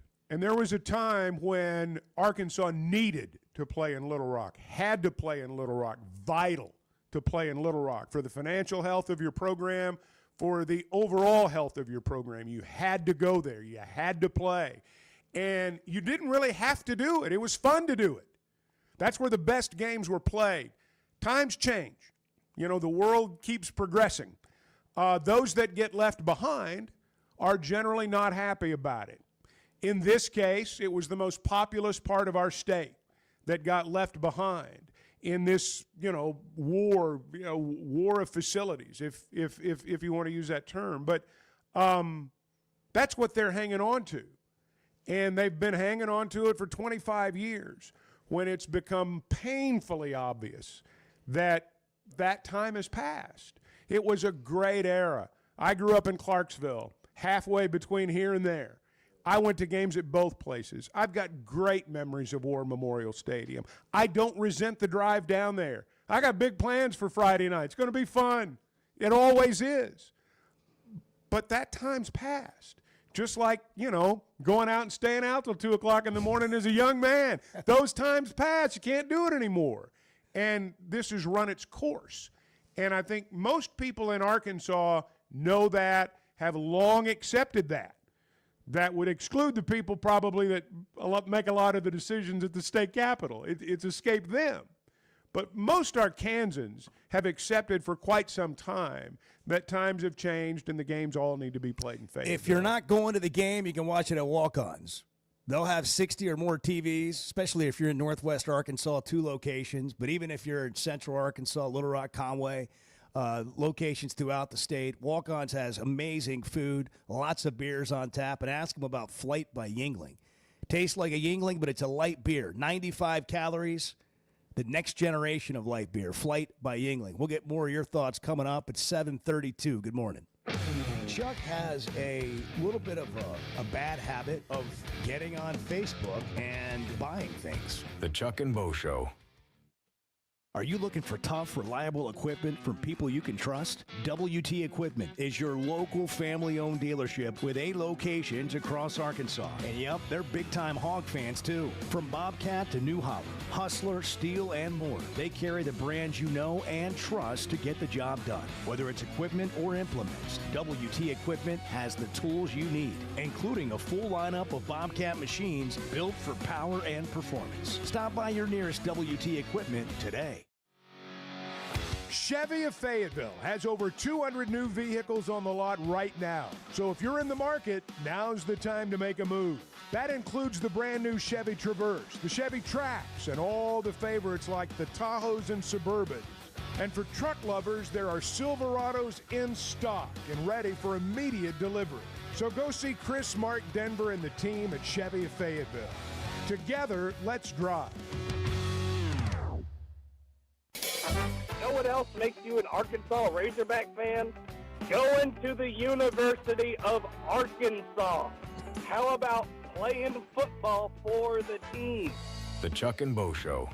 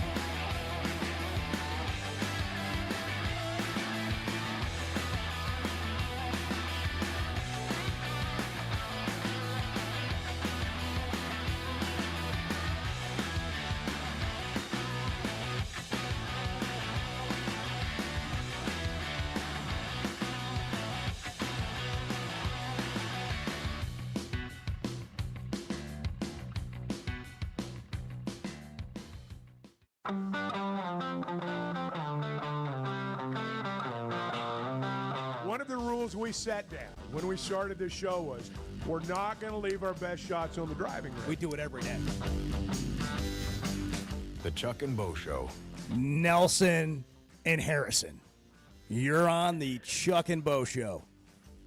Good morning, fellas. Nelson. Here we are again. Another game week. It's going to be different because it is Arkansas State, and you know they had a decent year last year. They haven't had the best year. Last year wasn't the best year in the history of Arkansas State. It was decent, but it wasn't anything like it had been with Malzahn or Anderson or any of those guys. So, but now this is what I'd like to say, guys. There are tickets still available for Little Rock. Matter of fact, Vivid Seats just this morning sent me a deal, 15% off the tickets. You know, so there's tickets to be had at their War Memorial. There are. And it's kind of bittersweet because, like you guys were talking about, all the good games that were played at War Memorial, I mean, Miracle on Markham, all of those. But War Memorial Stadium and Little Rock did not care to keep it up enough for the SEC to want to go there. And as far as what I've heard, the SEC told us when the contract was up, the gig's up. So, I mean, that's what I heard about that. And I finally got a chance to get my eyes on some video from the A-State SEMO game. And as bad as our defense is, Arkansas State's defense can get in bad positions too. And I've seen SEMO's running back truck their linebacker. I mean, made him look. I mean, if that would have been Braylon Russell or Mike Washington, that kid would have been in next week. Not just the day after the game, but he'd been in next week. So this game, it'll play out like it's supposed to. Maybe 21, 25-point win. But the War Memorial thing, it's time for it to go away because they don't even put marquee opponents in the game anymore because you don't get a marquee opponent to go down there and worry about water or any of the other stuff that's going on down there. So, guys, I'm ready for the game, ready for the weekend, and y'all have a great week. Thank you. You too, Nelson. You know, part of the reason he touched on something there right at the end. He talked about the water. And I know that, you know, that was a sore spot with people when they ran out of water. People do want amenities when they go to a game, and they got a lot of them in Fayetteville. And by comparison, very few in Little Rock. And that's part of the reason people in Northwest Arkansas don't go. Sterling in Center Ridge, good morning. Chuck and Nelson, I ain't going to let y'all get me in that trap of talking about War Memorial Stadium in Little Rock. I ain't going to let you do it. Well, what are you going to talk about then, Sterling? What do you want to do? What we're going to talk about was how everybody said the Cowboys got fleeced on this Parsons deal, and they would say they still got a deal like Khalil Mack with the Raiders. Now, with Mack, if I'm remembering correctly, they got 2 first-rounders with Mack and a 5th and a 6th-rounder. A 5th and a 6th. Now, they did get Clark, the Cowboys. So that cancels out either one of those picks. You can pick 5th or 6th. Whichever one you want to pick out, you cancel that out. So you're saying that the only thing different is a 5th or a 6th-round pick. It's the only difference in the 2 trades and seeing when they made the trade. And everybody busted on this talking head shows and everything. Jerry got fleeced, Jerry this, and Jerry that. And the Khalil Mack trade was the blueprint. And he basically got the same thing that they got for Khalil Mack. I mean, don't listen to these people do your own research when you listen to these screaming A's. Well, now, Sterling, Micah Parsons is a better player than Khalil Mack.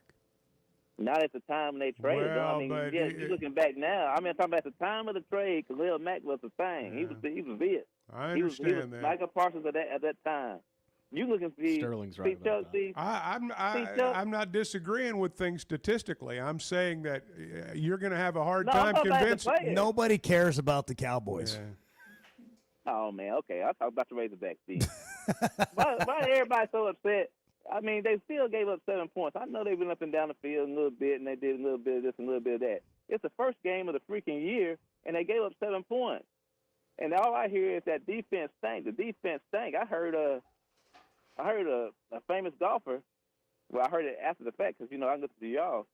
A famous golfer talk about this is the worst defense he's ever seen. I mean, they just started watching football this week at Arkansas. I mean, that's sweeping judgments.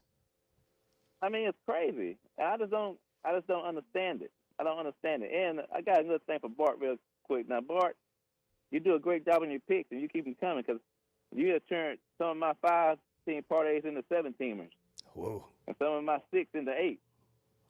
So you do a great job, my man. But I'm going to help you out on something. First quarter unders. Don't be afraid to play those in big games, especially with defensive coaches. Because, nobody want to make that big mistake.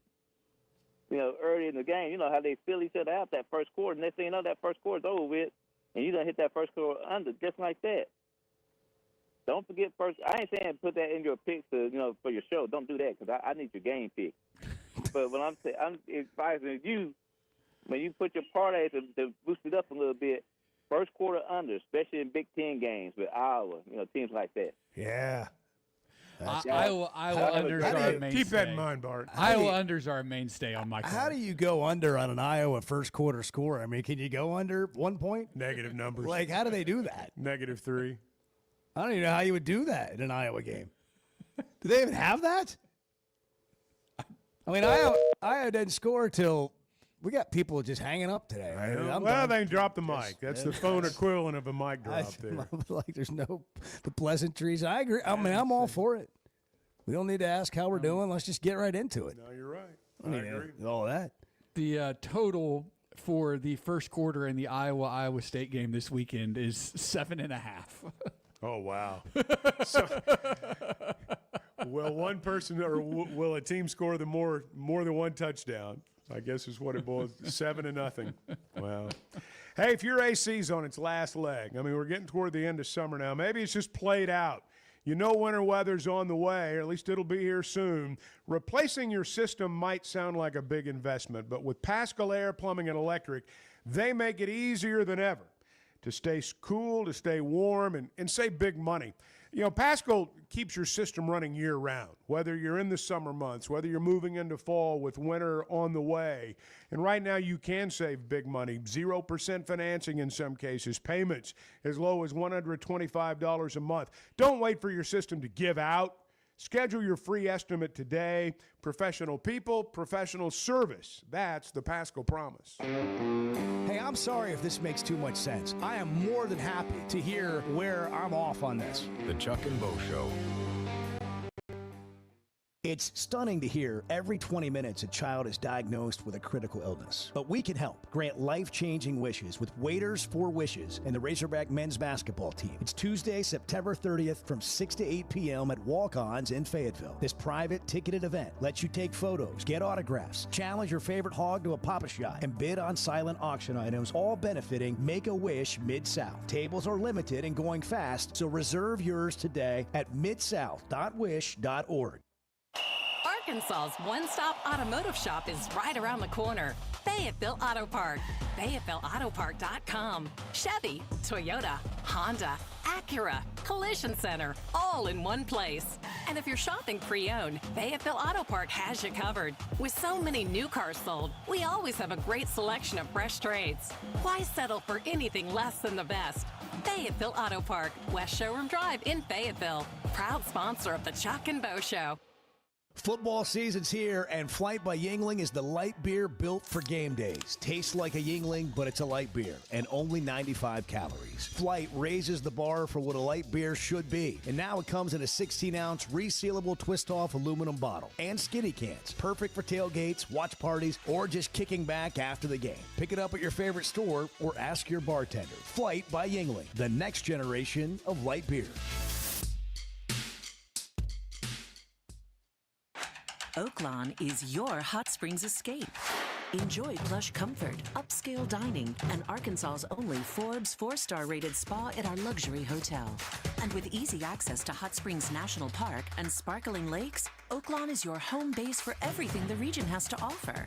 Come stay, play, and get away at Oaklawn, a Forbes Travel Guide recommended hotel. Make your reservation at oaklawn.com. Gambling problem? Call 1-800-522-4700. Hey, it's Bo. And for me, business comes down to working with people I like and can count on. And that's Teamwork Roofing and Construction. They do what they say, they're on time, and when they're done, it's like they were never there and you have a brand new roof. Built with expert craftsmanship and the best materials. When it comes to commercial or residential roofing, get the customer care Teamwork Roofing and Construction offers. Check them out on their Facebook page, Teamwork Roofing and Construction. Built on quality, powered by teamwork. When is the last time you thought, oh, the SEC's making an announcement today, and it's going to be good for the Hogs? The Chuck and Bo Show.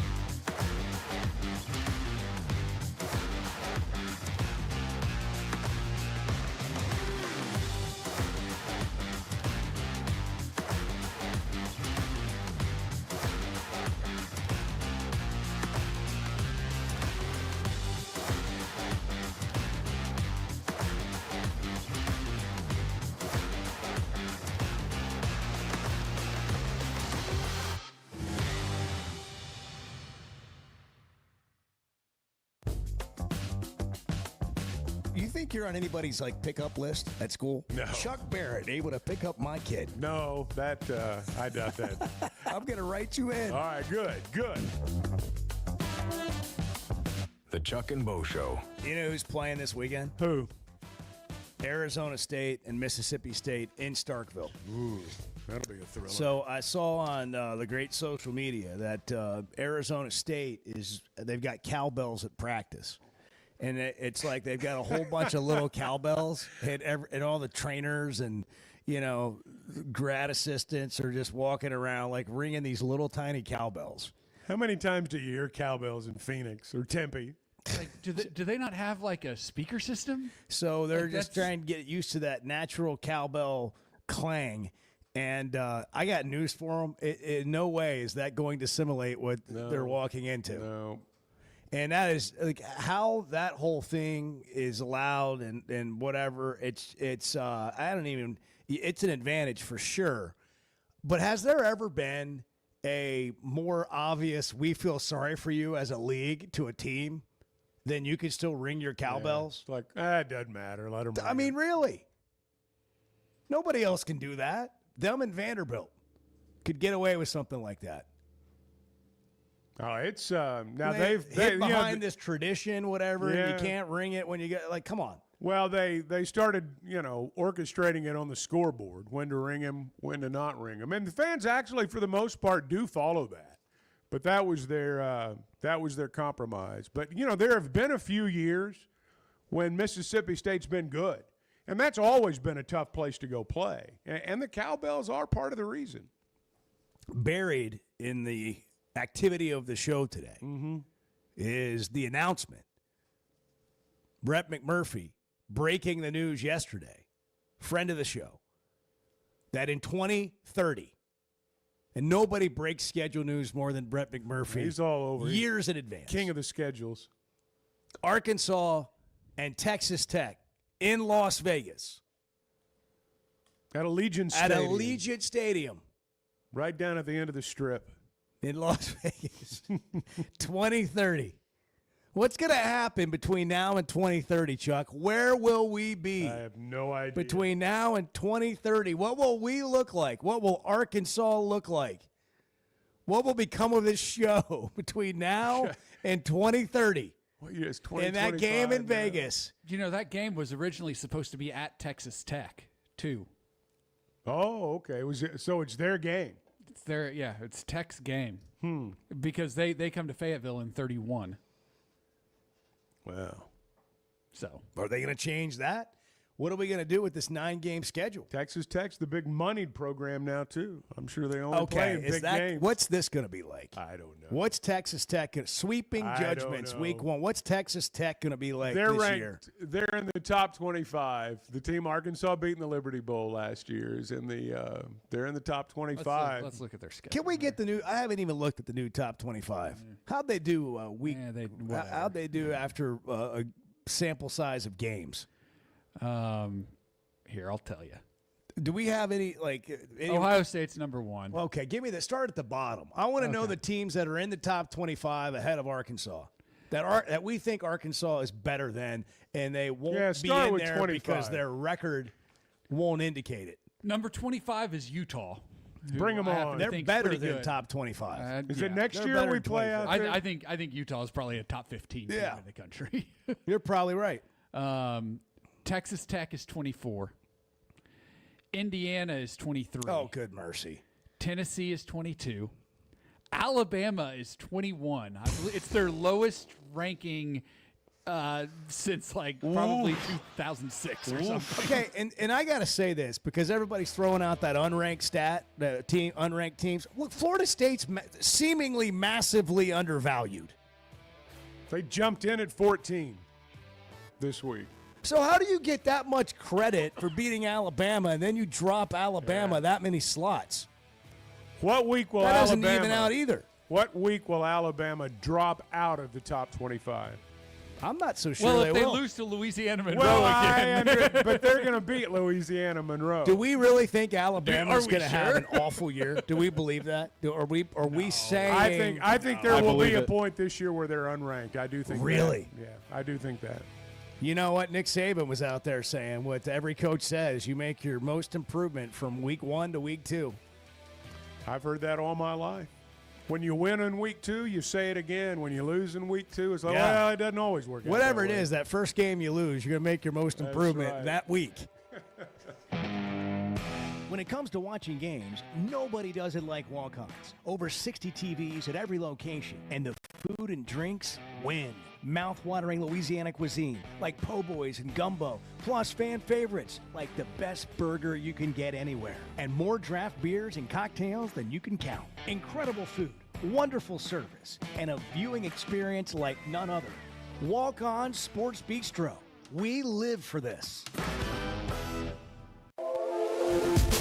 There's simply not a better shopping experience than Macadoodles. Looking for the best selection of beer, wine, and spirits? Macadoodles or Guess Who in Bentonville has you covered. With an unbeatable selection, amazing prices, and service that's unbeatable, they've got everything you need. Whether you're stocking up for a party, updating your bar, or just grabbing your favorites, Roger and the team are always there to help. Make the smart choice. Macadoodles, just north of Bella Vista at the state line, and Guess Who in Bentonville.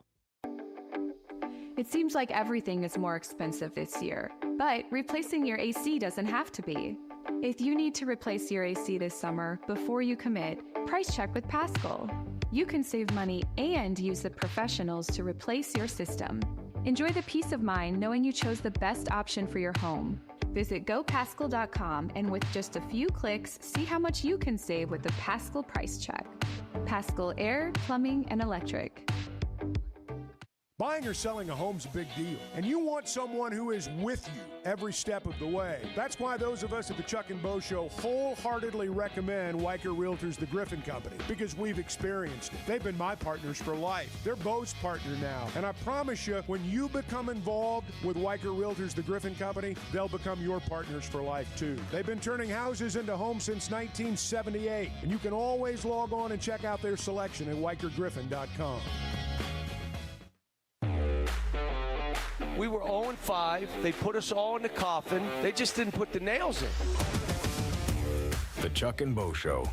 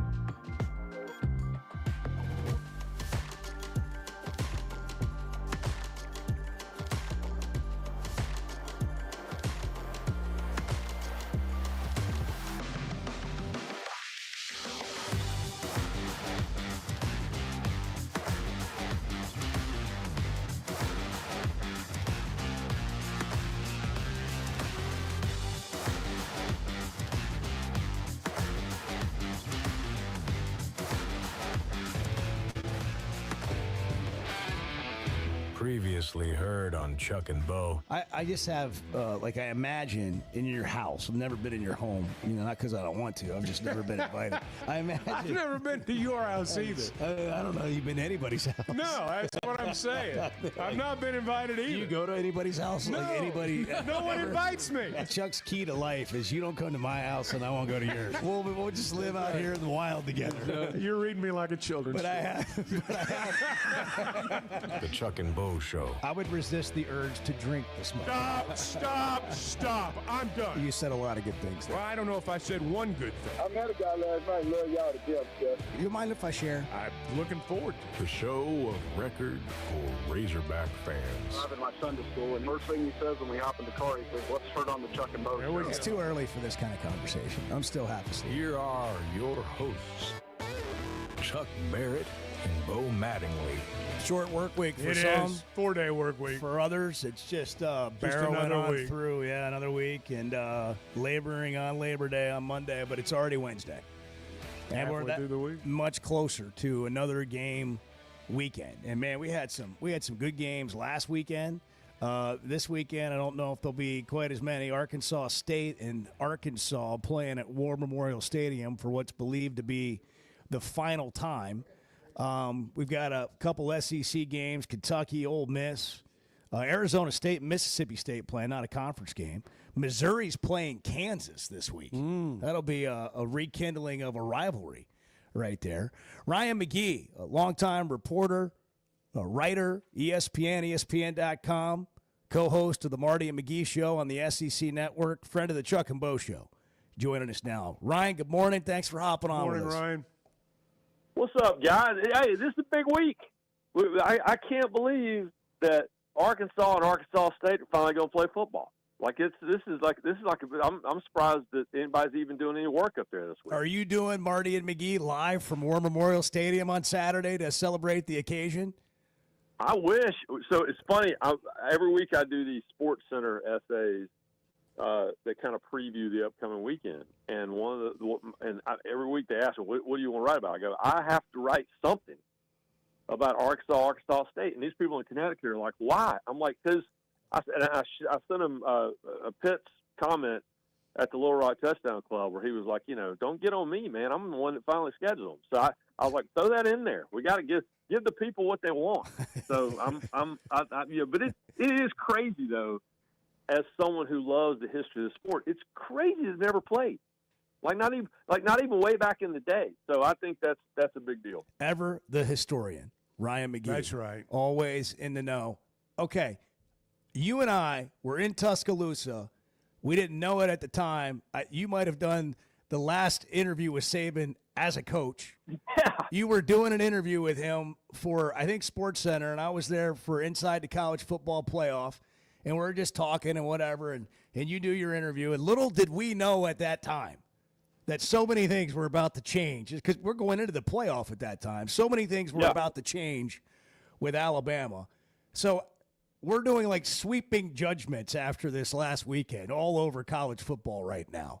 Where is Alabama in your mind?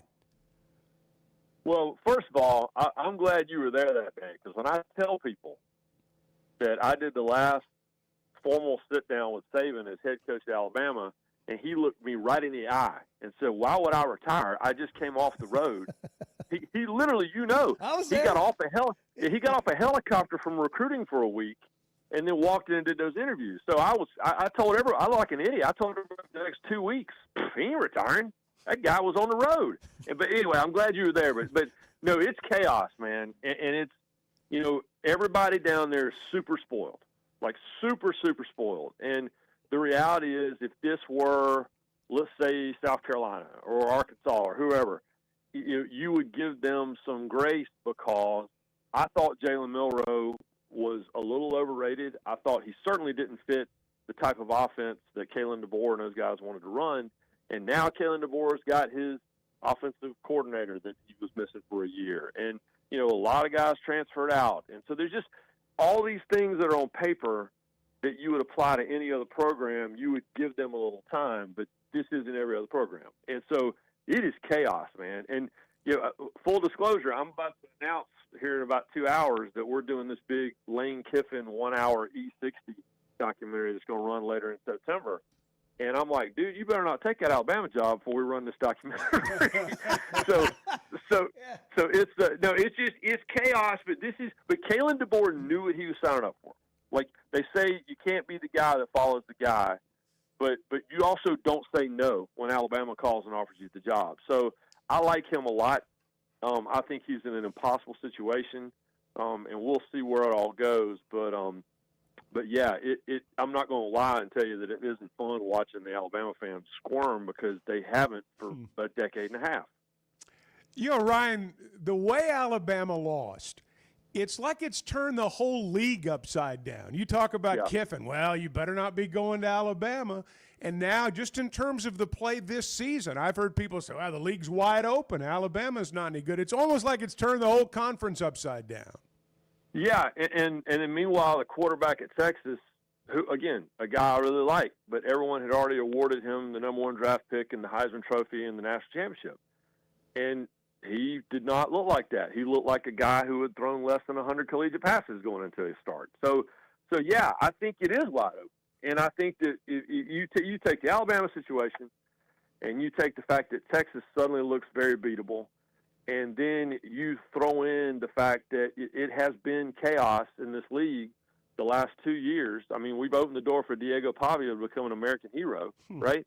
And so I think the table is set. I mean, even at Tennessee, who I saw on Saturday, they lost their quarterback and they look better without him.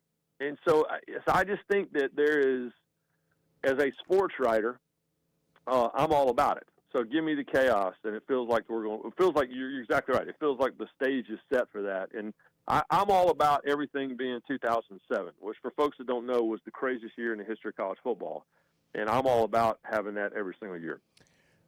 Is Alabama, going back to them for a second, are they 6-6, 8-4, 9-3? Do they win 10 games? Do they make... Like, what do we know about that game? And we know they got dominated up front, which was surprising. It looked like a lot of missed tackles, lack of effort that you just are not used to seeing in that uniform. But then how good is Florida State? I mean, what do we know? We don't know much. I mean, Florida State is such a wild card. We had Mike Norvell on Marty and McGee 2 weeks ago. And I've known him for a little bit, and we kind of got at odds with them because I was critical about how they handled all that stuff, as everyone was. But I think they're really good. I mean, they have, 40-something new guys on that roster. And so that team has the potential to be really good, and we'll see. But I think that Alabama, if the college football tooth fairy went to Tuscaloosa right now and told you that you could have a very similar record to what you had a year ago, and playing in a decent bowl game and win 7-8 games, whatever, you take that right now. Because again, I think they're in transition. But the discouraging part is what you're talking about. You go back and watch the film, and there's that one clip of the kid that's just dogging it, on a tackle that keeps making the rounds on social media. But there was a lot of that. And so it becomes a quality control thing. And quite frankly, you go back and look at it, the last couple of years that Nick Saban was there, quality control was the problem. That's why they didn't win a national championship, after 2020. And so the quality control thing is real. And maybe that's just a byproduct of this transient way that players are and the way we're playing ball and the way we're coaching them and all those things. But, yeah, that's the discouraging part is looking at the film because, but you guys know, too, everything looks way worse when you just got your butt handed to you by a team that won 2 games last year. Yeah. And but that's the gig. And again, Kalen DeBoer knew that when he took the job, but I think he's also getting a little bit of a reality check on it based just on his eyeballs in these press conferences. So who's poised to take advantage of this? Everybody's got a little hope now. Alabama and Texas got beat. I mean, is Arkansas in the group? Is Tennessee? Who's the bust-out team? Who takes advantage of all this? Well, I'm going to do something I never do, and I'm going to give Marty Smith credit. Because all throughout August on our show, he kept looking at me and going, I think LSU can play for a national championship. And I kept looking at him and going, well, they need to win week 1 or at least compete in week 1 and not blow it, which they'd lost 5 in a row. But they look really good. And despite what Dabo Swinney might try to sell us, in his press conference, LSU looked really good in the second half. So that might be the team. I'm always kind of reluctant. Brian Kelly's always kind of had that ceiling. Can get to the door, but can't get through it, right? And so I think that we're, that might be the team that the seas are parting a little bit. But yeah, to your point though, the middle of the pack, which is a huge group, South Carolina, Tennessee, certainly Arkansas, they have a chance to open the door. But my eyes on LSU in the West and South Carolina in the East. Ryan McGee with us, ESPN, SEC Network, Marty and McGee Show. I don't know how much you've looked at Arkansas' schedule or dug in on it at all, but obviously have A-State. You mentioned that this weekend. But they got a road game at Ole Miss, then at Memphis, then Notre Dame at home, at Tennessee, Texas A&M, Auburn, Mississippi State at home, at LSU, at Texas, and then Missouri at home to finish the season. Is this a 6-7 win team, bowl eligible team, in your opinion, if you're just predicting? Yeah, I mean, if the Tooth Fairy comes with that schedule, if the Tooth Fairy comes to you right now and says you can have 7 wins, you say thank you. I'll see you on December 30th, wherever. I mean, seriously, because and I don't think that's to me that's not a criticism of the team. That schedule is just ridiculous, and I don't know what Arkansas and Florida did to make everyone mad.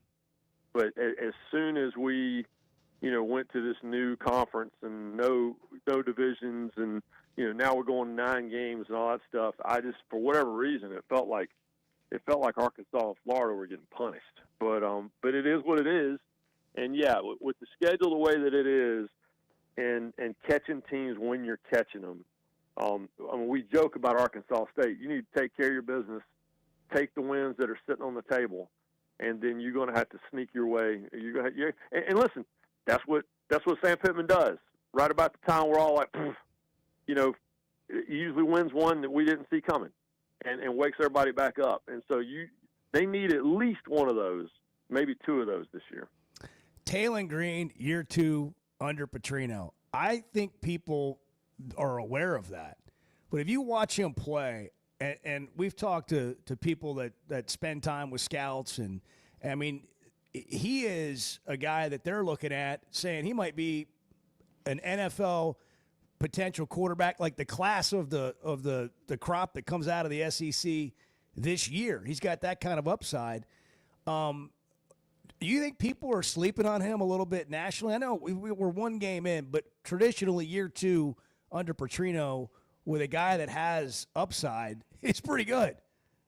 Yeah, nationally, no one's talking about it, and I think that's going to change because it's going to have to change because we as tough as the schedule is, that's also a stage, right? That's a national stage. That's exactly and so right. I think that the country is going to catch up on him, but nationally, yeah, they're sleeping on him. They don't even know who he is, and he's one of those guys that when I go talk to these touchdown clubs or I go talk to these people, I tell them about Green and I tell them about Lenore Sellers of South Carolina. I'm like, y'all need to pay attention to these 2 guys because you're not talking about them now.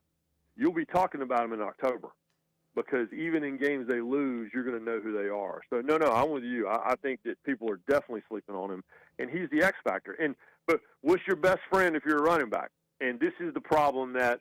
Or if you're a quarterback, this is the problem that a lot of these quarterbacks that are being broken into these programs that are transferred and all that stuff. Like I look at Tennessee, and they lost a running game. Arkansas's got a running game, and so even if Talon gets lost for a minute, he can lean back on what's a really good backfield. So yeah, I think that he's the guy, and I think he's the guy that the nation's not talking about now.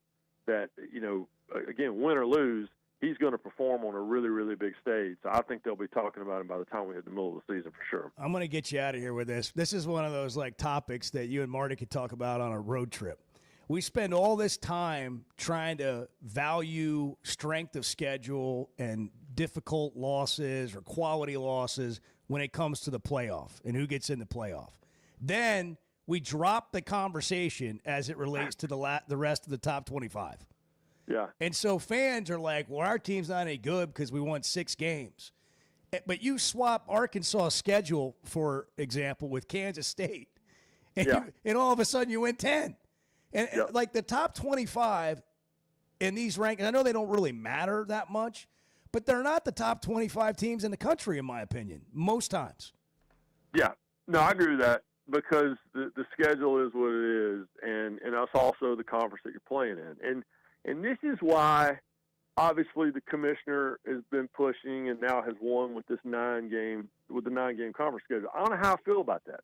I really don't, because I love out-of-conference games. I love cross-conference games. I mean, this is what we've all been losing our mind over, these first few weeks of the season, and certainly rivalry weekend at the end of the year. I like seeing Wisconsin, Arkansas. I want the door open for those games, and so yeah, you're exactly right. We don't apply the same criteria or the same hall pass to a team that struggles through a schedule that everyone knew they were going to struggle through, but then we will reward a team, that finishes 11-1, and it doesn't matter who they play. And so, yeah, you're exactly right. And and this is Marty and I we've got to drive from St. Louis to Columbia on Friday. So I'm going to bring this up, and then I'm not going to say a word for an hour and a half. Listen to him talk. That's funny. Are you going to watch him eat egg whites like from Starbucks, and you're no. And you're going to have your gas station whatever burrito? Yeah. He's going to get a Pike coffee with nothing in it, and some sort of protein egg white bar that tastes like tree bark, and then I'm going to make him stop at the Quick Trip, and I'm going to get a QT Cucino. That's what we're going to do. Hey, I want to roll with Ryan, man. Oh yeah, trust me, I you're wanna going to hang take a out road with trip Ryan. with him. You do. Hey, my man, thanks for making time for us as always. I know you're busy. We appreciate it. Hey, appreciate it, guys. Talk soon, man. Ryan McGee. You'll see him everywhere on ESPN, Marty and McGee Show, SEC Network. One of the great guys in our business. I think I like Ryan because it never sounds like he's working. He's always just, having fun. I mean, he's who he is. He's talking about what he'd be talking about if he was, on a radio show or not. Hey, we talk about Fayetteville Auto Park a lot on this program. There's a reason for it. It starts with great brands. That gives you a great selection. Honda, Acura, Toyota, Chevy. You're not going to find a better pre-owned selection of automobiles either. And I'm talking certified pre-owned automobiles in many cases. They've got warranty left. It's almost like buying a new car. But the thing about Fayetteville Auto Park is after you buy your automobile, the way they treat you then. It's not one of those situations where, hey, they bought the car, forget them. It's they bought the car, and I want them to buy their next car here, the next car after that, their kids' cars, their parents' cars, everybody's. And that's what they do at Fayetteville Auto Park. That's how they built a customer base over 25 years. Some of us, and I include myself in this, wouldn't consider buying an automobile anywhere else. Again, great brands, great selection, great service after the sale. Log on to FayettevilleAutoPark.com. Donuts, Red Bull, and lottery tickets. I mean, how could you want anything Courtesy more? of the Chuck and Bo Show. The Chuck and Bo Show. Some moments just call for something unforgettable. At Blakeman's, you don't just buy a diamond. You create an unforgettable experience. Their newly remodeled space is stunning with Cafe B right inside and their in-house diamond expert that'll help you find the perfect piece every time. That's just part of the Blakeman's experience. When you see the purple bag, you know it's something special. It always saves the day. Blakeman's Fine Jewelry. It's more than jewelry. It's your story. The voice of the Razorbacks is Chuck Barrett, and he chose McDonald Eye Associates for his recent cataract surgery. I went to McDonald Eye. I can see in a way I've not seen in a long time. And I'm looking forward to this football season because of that.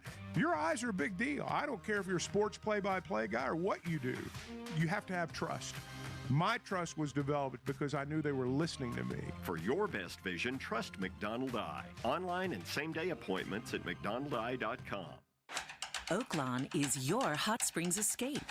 Enjoy plush comfort, upscale dining, and Arkansas's only Forbes 4-star rated spa at our luxury hotel.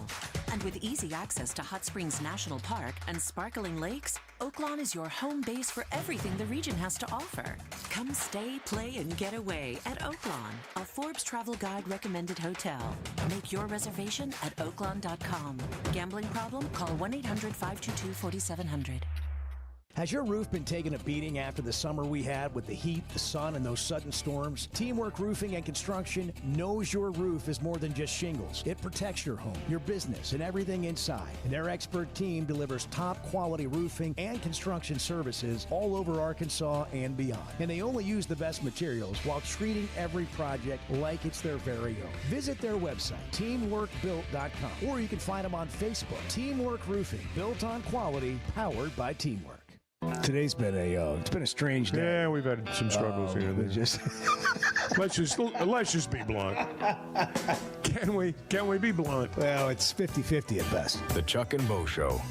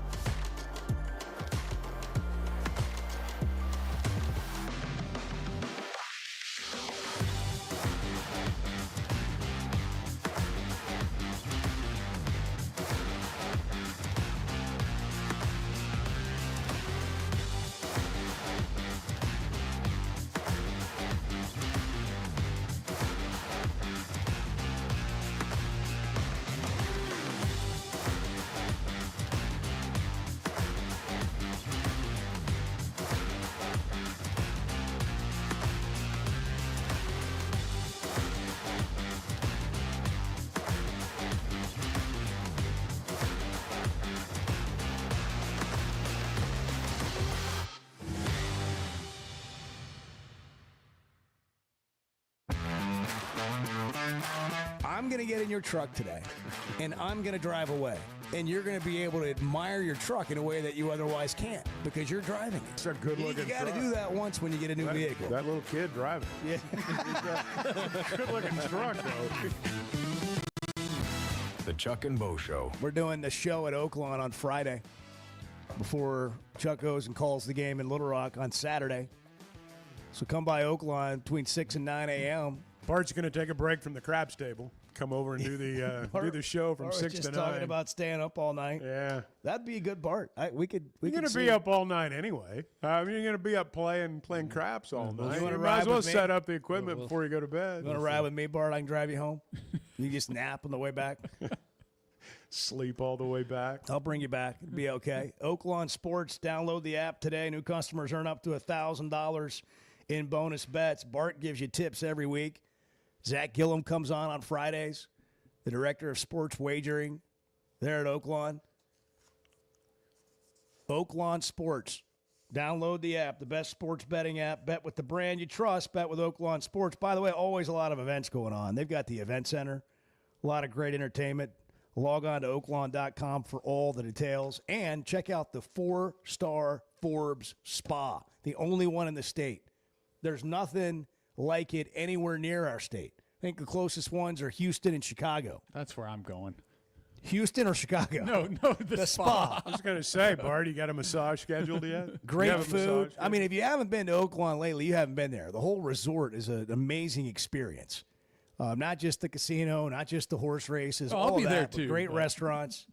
Well, what are we playing down there, Bart? Are you playing craps? I'll play craps with you because you know how to play. Yeah. I'm just going to bet the way Bart bets. Yeah, that's what I do. I'll just go with him. That's fine. I know how to play a little bit, but just enough to be dangerous. We can do that. And I don't get all crazy with it. I can play well enough to lose, but so can anybody. Bart's a winner, though. Yeah, Bart's a that's winner right. at the crap station. You got to feel it out. You got to feel the table out. You know, because I plan on playing some blackjack, but there comes a moment in blackjack that you have to get up, and that's whether you're winning or losing. Right. But definitely after you've hit your wave where you've won and you've got your money back or you're up, and you're like, you know what? I don't get to do this very often. It's Thursday at 4:30 in the afternoon. What am I going to do till bedtime at 9? Yeah. I'm going to sit here. Yeah. Now you got to get up, and that's when you go play craps with Bart. And then when that ends, then you go eat dinner. And hopefully you had enough to pay for dinner. Hopefully you've made enough. Charge it. Charge it to the room. Right. I don't have any cash left, I'm but I'm going to charge it to the room. I'm leaving my debit card here. Rod on I-40, you're on the Chuck and Bo Show.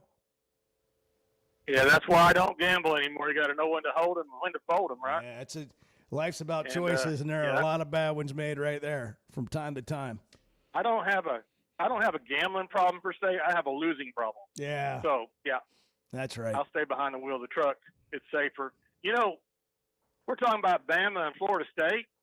You can almost draw a line back to the point where NIL came in and Nick Saban started falling out of love with college football. I figured that just about the time he really wanted to retire, because now you don't get to stack all the best players 4 or 5 deep because they got a check waiting somewhere else. Yeah. And before, they had to play their butts off to get somebody to notice them in the NFL so they could get paid. Well, now a lot of them are staying in school 5, 6, 7, 10 years because they can make better money in college. They're coming back to college for the paycheck. So, you know, if you got the better players, you got the deeper bank account now, which I don't think Alabama does anymore. You're going to get your choice, right? Well, you know, you kind of touched on one of the differences. That 4- and 5-star backup that they've got now is a well-paid 4- or 5-star starter at some other school. It's different. Yeah, give me the money. It's different, but it's, you know, I look at Ohio State, and they seem to be managing it pretty well. Yeah. Here's the thing. I was thinking about this with Alabama. What is Alabama? Okay, take Saban away. Pretend he wasn't there. What is Alabama? They've been pretty average since we joined the league. We went through some of the numbers yesterday. They've been pretty average. And my point is he built something there. Now, they have a recruiting base. Thanks for the call, Rod. They have a recruiting base close enough to their campus to be able to go out and recruit. And we always talk about the national powers, and that's what they have in common. And you're not going to like ever change that. I don't think. I mean, you might have teams pop up and win and whatever and have a year, but the teams that are going to win the most traditionally are the teams that have that recruiting radius around their school, around their campus. But Alabama, if you're a football player and you're choosing between Tuscaloosa and Columbus or wherever else you're choosing, like Georgia, Baton Rouge, like what does Tuscaloosa have to offer that these other places don't? Why would you go to Alabama? Well, okay, now they have some tradition. That's cool. But they've lost that sort of mystique. Like when you say you're going to Alabama and Saban's coaching there, that's a whole different conversation than you say, I'm going to Alabama to play for Kalen DeBoer. Well, there's no question about that. So, I mean, but they're competing against those other great programs, right? Those traditional powers. So why would you choose Alabama over those other places? Would you rather live in Tallahassee, for example? It's a tougher call now. There's no doubt about it. It is a tougher call for people to pull the trigger and go to Alabama, and that's part of the reason that, again, I mean, just look at our time in the league. Just look at Alabama post-Bear Bryant, with the exception of Saban. They've not been what we think of Alabama as being.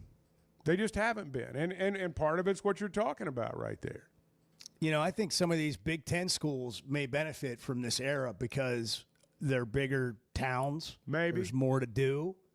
And they're getting as much attention as the SEC. Well, you know, it's Ohio State's got it going right now, and there's some other programs that do too. It's all cyclical. During the times when Alabama wasn't as good as they have been under Saban, that's when Tennessee got a lot of those players. That's when Steve Spurrier. Florida went through the same thing and is still going through the post-Spurrier era. They've not, with the exception of Urban, obviously, they've struggled. And you look at post-Spurrier at Florida, with the exception of Urban Meyer, they have been pretty average. And it's, one thing, too, that I do think we should point out is that I don't know how good Florida State's going to be this year, but I'm pretty certain Ohio State's going to be really good. That's a long way of saying I think Texas lost to a better team than Alabama did. Yeah, I didn't think Texas looked that bad. They didn't look like Alabama looked against Florida State. No. I think Texas is still going to be tough, and I think LSU's really good. Is Auburn really good? I don't know if Auburn's really good or not. I'm pretty sure LSU is. It's a really good place to live. We should start getting people to move here, like players. I think we got everybody else moving here. We just get players to move here. First Security Bank realizes that. They've helped build this great state into what they are, in my opinion. Part of that's banking better, more convenient locations, improving amenities around Arkansas, making this a better place to live. Bank better with First Security Bank. They're all in on local support and convenient locations. Friendly, local banking. That's how you bank better. Check them out online, fsbank.com. Bank better with First Security Bank. Member FDIC. You guys are part of my family. Everyone that listens to this show is just part of the Chuck and Bo family. We're building a community here. The Chuck and Bo Show. Buying or selling a home's a big deal, and you want someone who is with you every step of the way. That's why those of us at the Chuck and Bo Show wholeheartedly recommend Weicker Realtors, the Griffin Company, because we've experienced it. They've been my partners for life. They're Bo's partner now, and I promise you, when you become involved with Weicker Realtors, the Griffin Company, they'll become your partners for life too. They've been turning houses into homes since 1978, and you can always log on and check out their selection at WeicherGriffin.com. High school sports in Northwest Arkansas and the River Valley have never had a bigger stage. I'm Melissa Orange, host of the Varsity Vibe podcast, and every week we'll be bringing you the stories, highlights, and moments that matter most to our communities. Don't miss a beat. Subscribe to our newsletter, check out the Varsity Vibe podcast, and follow us on social media for the latest scores and spotlight features. Get it all at varsityvibearkansas.com. Particularly in the South, I'm not sure there's a title that carries more weight than coach. Maybe preacher. The Chuck and Bo Show.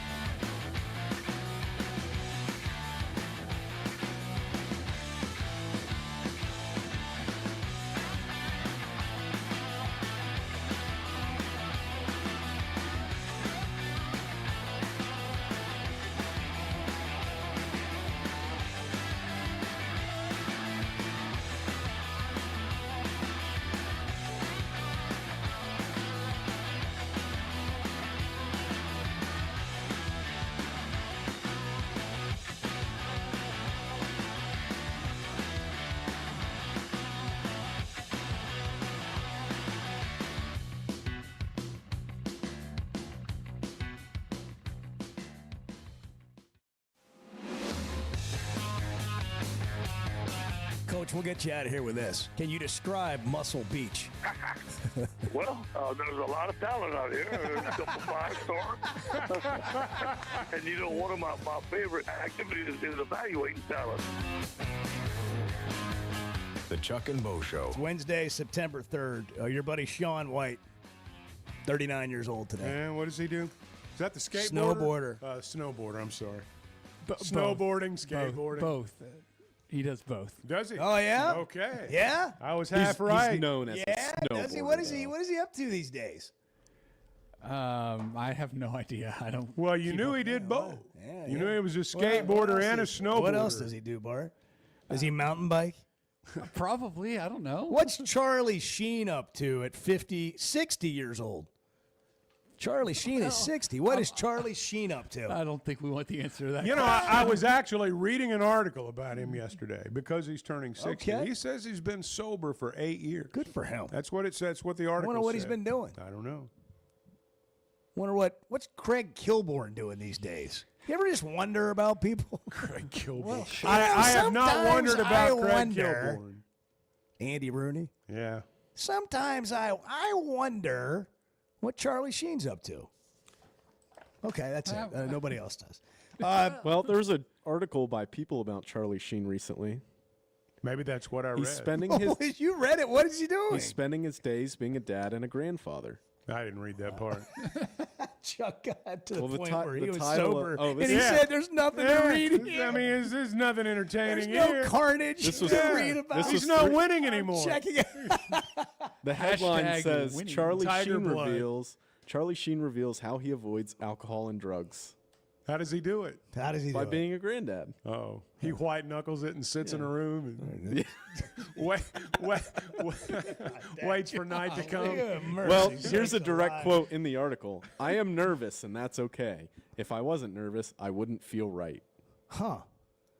Well, there you go, Charlie. Happy birthday to Charlie Sheen and 8 years of sobriety. Congratulations. Just for the record, back in the day, 2.5 Men was about the best television had to offer, man. Yeah. God, that was good. I still watch it. I still watch it. Best television has to right. offer. Yeah, so we play the Wilbon clip again? Wow. Greatest show on television. It's the greatest receiver was I've to ever me. seen in college It was football. to me. I don't care what you guys That's think. an incredible take. I don't care what you guys think. It was a good show. I don't watch television for like your approval. I watch the shows I like. I liked that show. It's so true, isn't it? Why do people have to I don't turn be a TV judgmental show about what on thinking, you like for your entertainment? I wonder if Edward and Bart will approve. No, I mean hang on though. That was quite a statement. That was quite a statement. Well, but it was his. That's my opinion. That's his. That's my opinion. Right, For me, it was the best television had to offer. You can't say something like that and then not expect people to have a reaction. That's why I said it. That's why I said it. He said it for a reaction. That's right. But then he reacted to the reaction. That's right. Keep it going.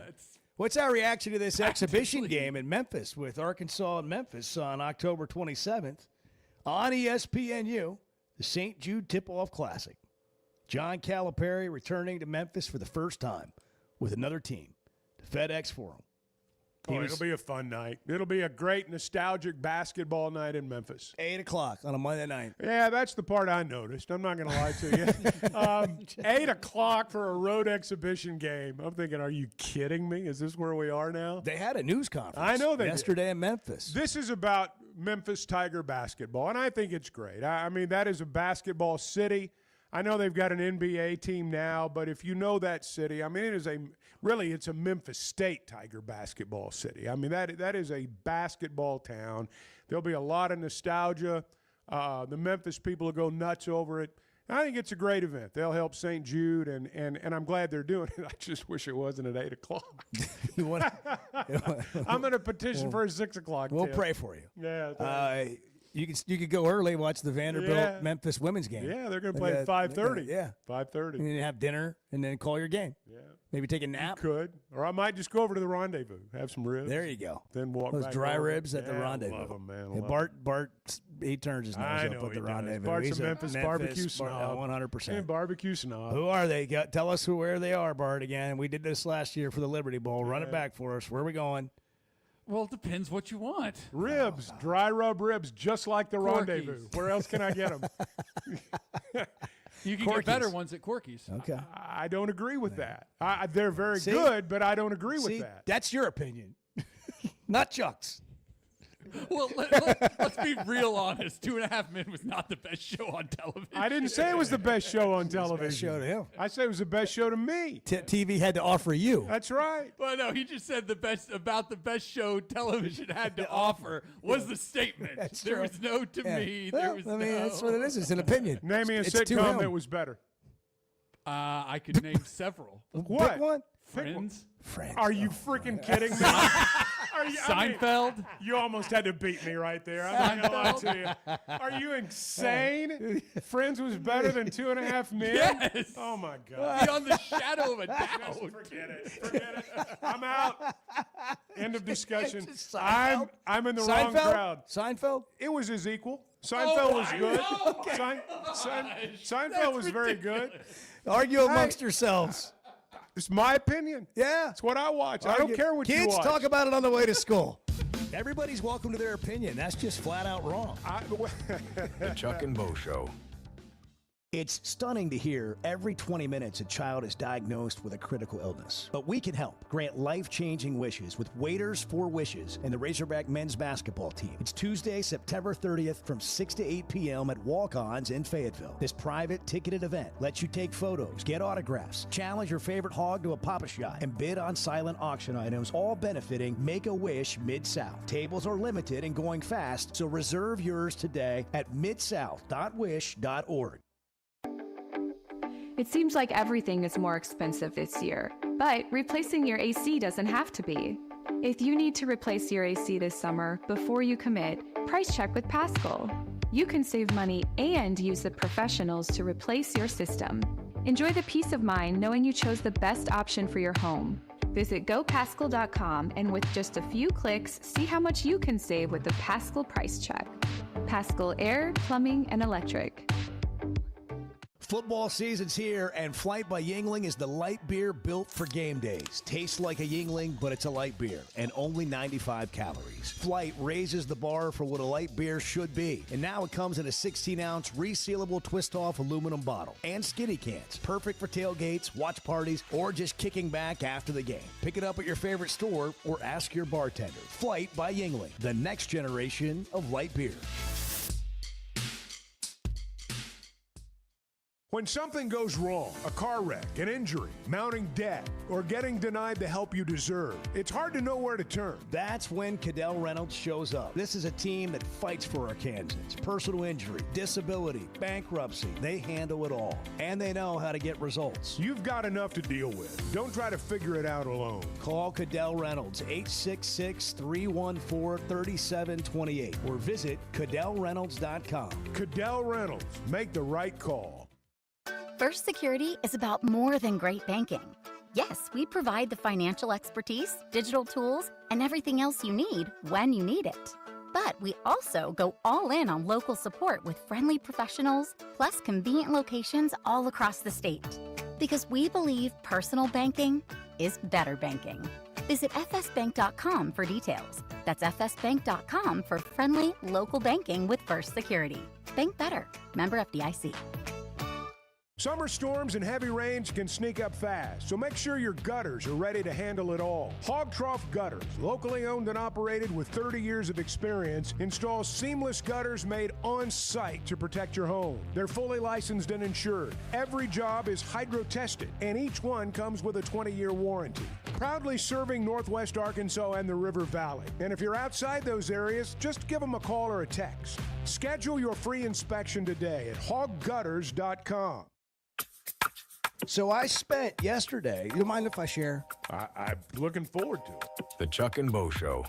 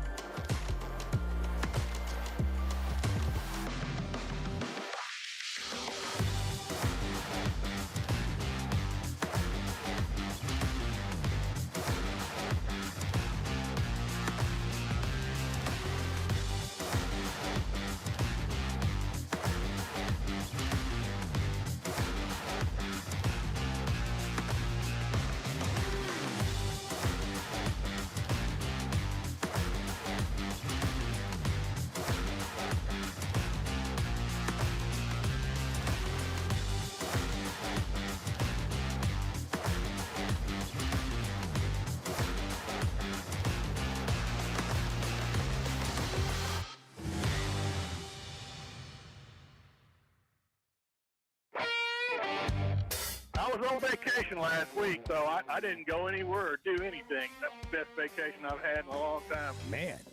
Yeah, I don't want to even leave the house. I ain't got to. That sounds like a dream come true for Chuck. The Chuck and Bo Show. Well, we really haven't been in the Situation Room much today. We kind of stumbled in there a moment ago. Chevy of Fayetteville Situation Room. Get a new Silverado like Chuck. Over 200 vehicles at Chevy of Fayetteville right now. The Traverses, the Trax, the Suburbans, the Tahoes, the Silverados. Together, let's drive. Go in there and say hi to Mark, Chris, in Denver. Tell him you heard Bart in the Situation Room. Tell him you heard about Chuck's shiny new Silverado, how it's turning heads all up and down College Avenue in Fayetteville. Right by the construction. Some days he comes in here bumping with that new sound system too, that came factory with the truck, and you can hear it. Our windows were rattling when he came in here the other morning in the building. I got that bass cranked up, you know. You know how I like to do that. Man, listen. I'm gonna be honest. You look like a new man. Like sometimes got your swagger I'd see back. you. Yeah, Get your I'd swagger see you. back. When It's you not like drive your the truck. dauber was down, but it was kind of like your dauber was down. But not recently, man. need a Have you pickup. guys noticed this? You need a Chuck has a pickup. little extra giddy up in his hey dudes when he comes in here. He does have them on today. I do. House shoes in the Comfort, winter. man. Hey, dudes. Comfort. Do you Again, think Bielema has graduated from flip flops to hey dudes? You know, he loved I think he's probably wearing slides and the flip-flops. Slides are that's probably the most popular footwear over there during the daytime. Are you a These Crocs slides. guy, Edward? No, I don't have any Okay. Crocs. How about you, Bart? No. Yeah. Do you have any Crocs, Chuck? Negative. Wow, we're 0 for 4 on Crocs. Yeah. That's winning. Yeah. I don't do Crocs. I can't do it. All right, Bart, what do you have in the Situation Room? Well, what would you like? I mean, anything you care to give us? Well, there's this comment on YouTube. Oh, before you do that, sorry. Hog Soccer won last night at number At 11 BYU. BYU. Provo. So congratulations to them. All right, carry on. There's a YouTube comment that I wanted to bring up just for the purpose of clarifying the information. We got this comment that says, I vote no to playing Texas Tech in Las Vegas. We're already fighting for home games, and we just got rid of Jerry World Southwest Classics. Just to clarify, that game was scheduled to be in Lubbock. That was scheduled as a home-and-home series with Texas Tech, with the Red Raiders coming to Fayetteville in 2031. So Arkansas is not losing a home game by playing that game in Las Vegas. That was already scheduled to be away from home. Not only that, is Kirby Holcutt still the AD at Texas Tech? He calls Hunter Yurachek, hey, man, would you rather play down here in Lubbock, or would you guys like to meet in Vegas? Vegas. I mean, that's the easiest. Like, what do you think Vegas. Razorback fans would rather do? Vegas. Yeah. I wonder what schedules are going to look like moving forward with this 9 game. And it makes me wonder, it sounds like this game's going to be played, but I do wonder. Some of these non-conference games that have been scheduled way out in the future, what's going to happen with these games? Every other year, you're going to have 5 conference road games. Yeah. And that's awful. That's awful, man. Well, if you've got 5 conference road games, when you get into the business of college football, you've got to have a marquee non-conference home game. That's right. To make up for the loss of that conference game. That's right. It's a bad deal. I keep coming back to it. It's a bad deal. The 9-game SEC schedule is terrible. Let's just go to 10. What do you say? Again, I'll keep saying we need some other sort of scheduling, like this conference-to-conference scheduling. Go look at Oregon's schedule this year. Okay. I mean, wouldn't you love to have Oregon's schedule? What? I mean, they have Northwestern on their schedule Yeah, this year? Oklahoma State, Oregon State, Indiana, Northwestern, Penn State, Washington, USC, Indiana, Minnesota, Rutgers, Wisconsin, Iowa. I mean, how many games would you trade for those conference games? There's 2 or 3 tough ones in there, but there's some that are. Well, yeah, there's some pretty tough much at layups. Penn State is difficult. Yeah. But you got to go hunting into the tough games. Where do they play Northwestern? At Northwestern. Oh, well, you throw the records out then. Wisconsin. On the What has practice happened field. to Wisconsin? I mean, Wisconsin's like pretty That's average. That's a mystery, pretty man. average That's now. a mystery because I think Luke Fickell's a good coach. Again, how are you getting players? Why are they coming there when they can go anywhere for the same? They're getting paid to go somewhere else. Would you rather be in Wisconsin or Columbus? Would you rather be, Madison is frigid. I know why you'd Columbus go to gets either cold, place. but Wisconsin? They've got Alabama, Michigan, Ohio State, Oregon, Indiana, Illinois all on the schedule this year. That's a get fired schedule right there. Oh, Bart just called it for Luke Fickell. Wow. Yeah. I think is. he's on to something there. I do. Thank you, Chuck. They play Alabama. I wouldn't want to spend the night watching television with him, but I think he's on to something on that Wisconsin thing. They host Alabama. Or no, they go to Alabama. Yeah. On September 13th. Somebody's got to win. Somebody's got to win. Yeah. Well, Alabama's got ULM this week. I think they'll win. Chuck and Bo Show. Have a great day. I love a day or weekend at Big Creek Country Club in Mountain Home. The golf, the people, the hospitality, and the events they host always hit the mark. And members enjoy it all. State-of-the-art practice facilities, food, beverages, a big pool with a snack and beverage bar, tennis and pickleball courts, and they can even book you an exclusive fly fishing trip. There's no initiation fee. And for out-of-towners, a membership is only $185 a month. It's Big Creek Country Club in Mountain Home. It's home away from home. Why deal with the stress of commercial travel when you can fly on your schedule with Jet Aircraft? No TSA lines, no baggage claim, no waiting around. Just you and your crew flying in comfort and style. Whether it's a weekend getaway, a golf trip, or planning your football travel for the fall, Jet makes it easy. Seats up to 9 with a full bar, custom catering, and plenty of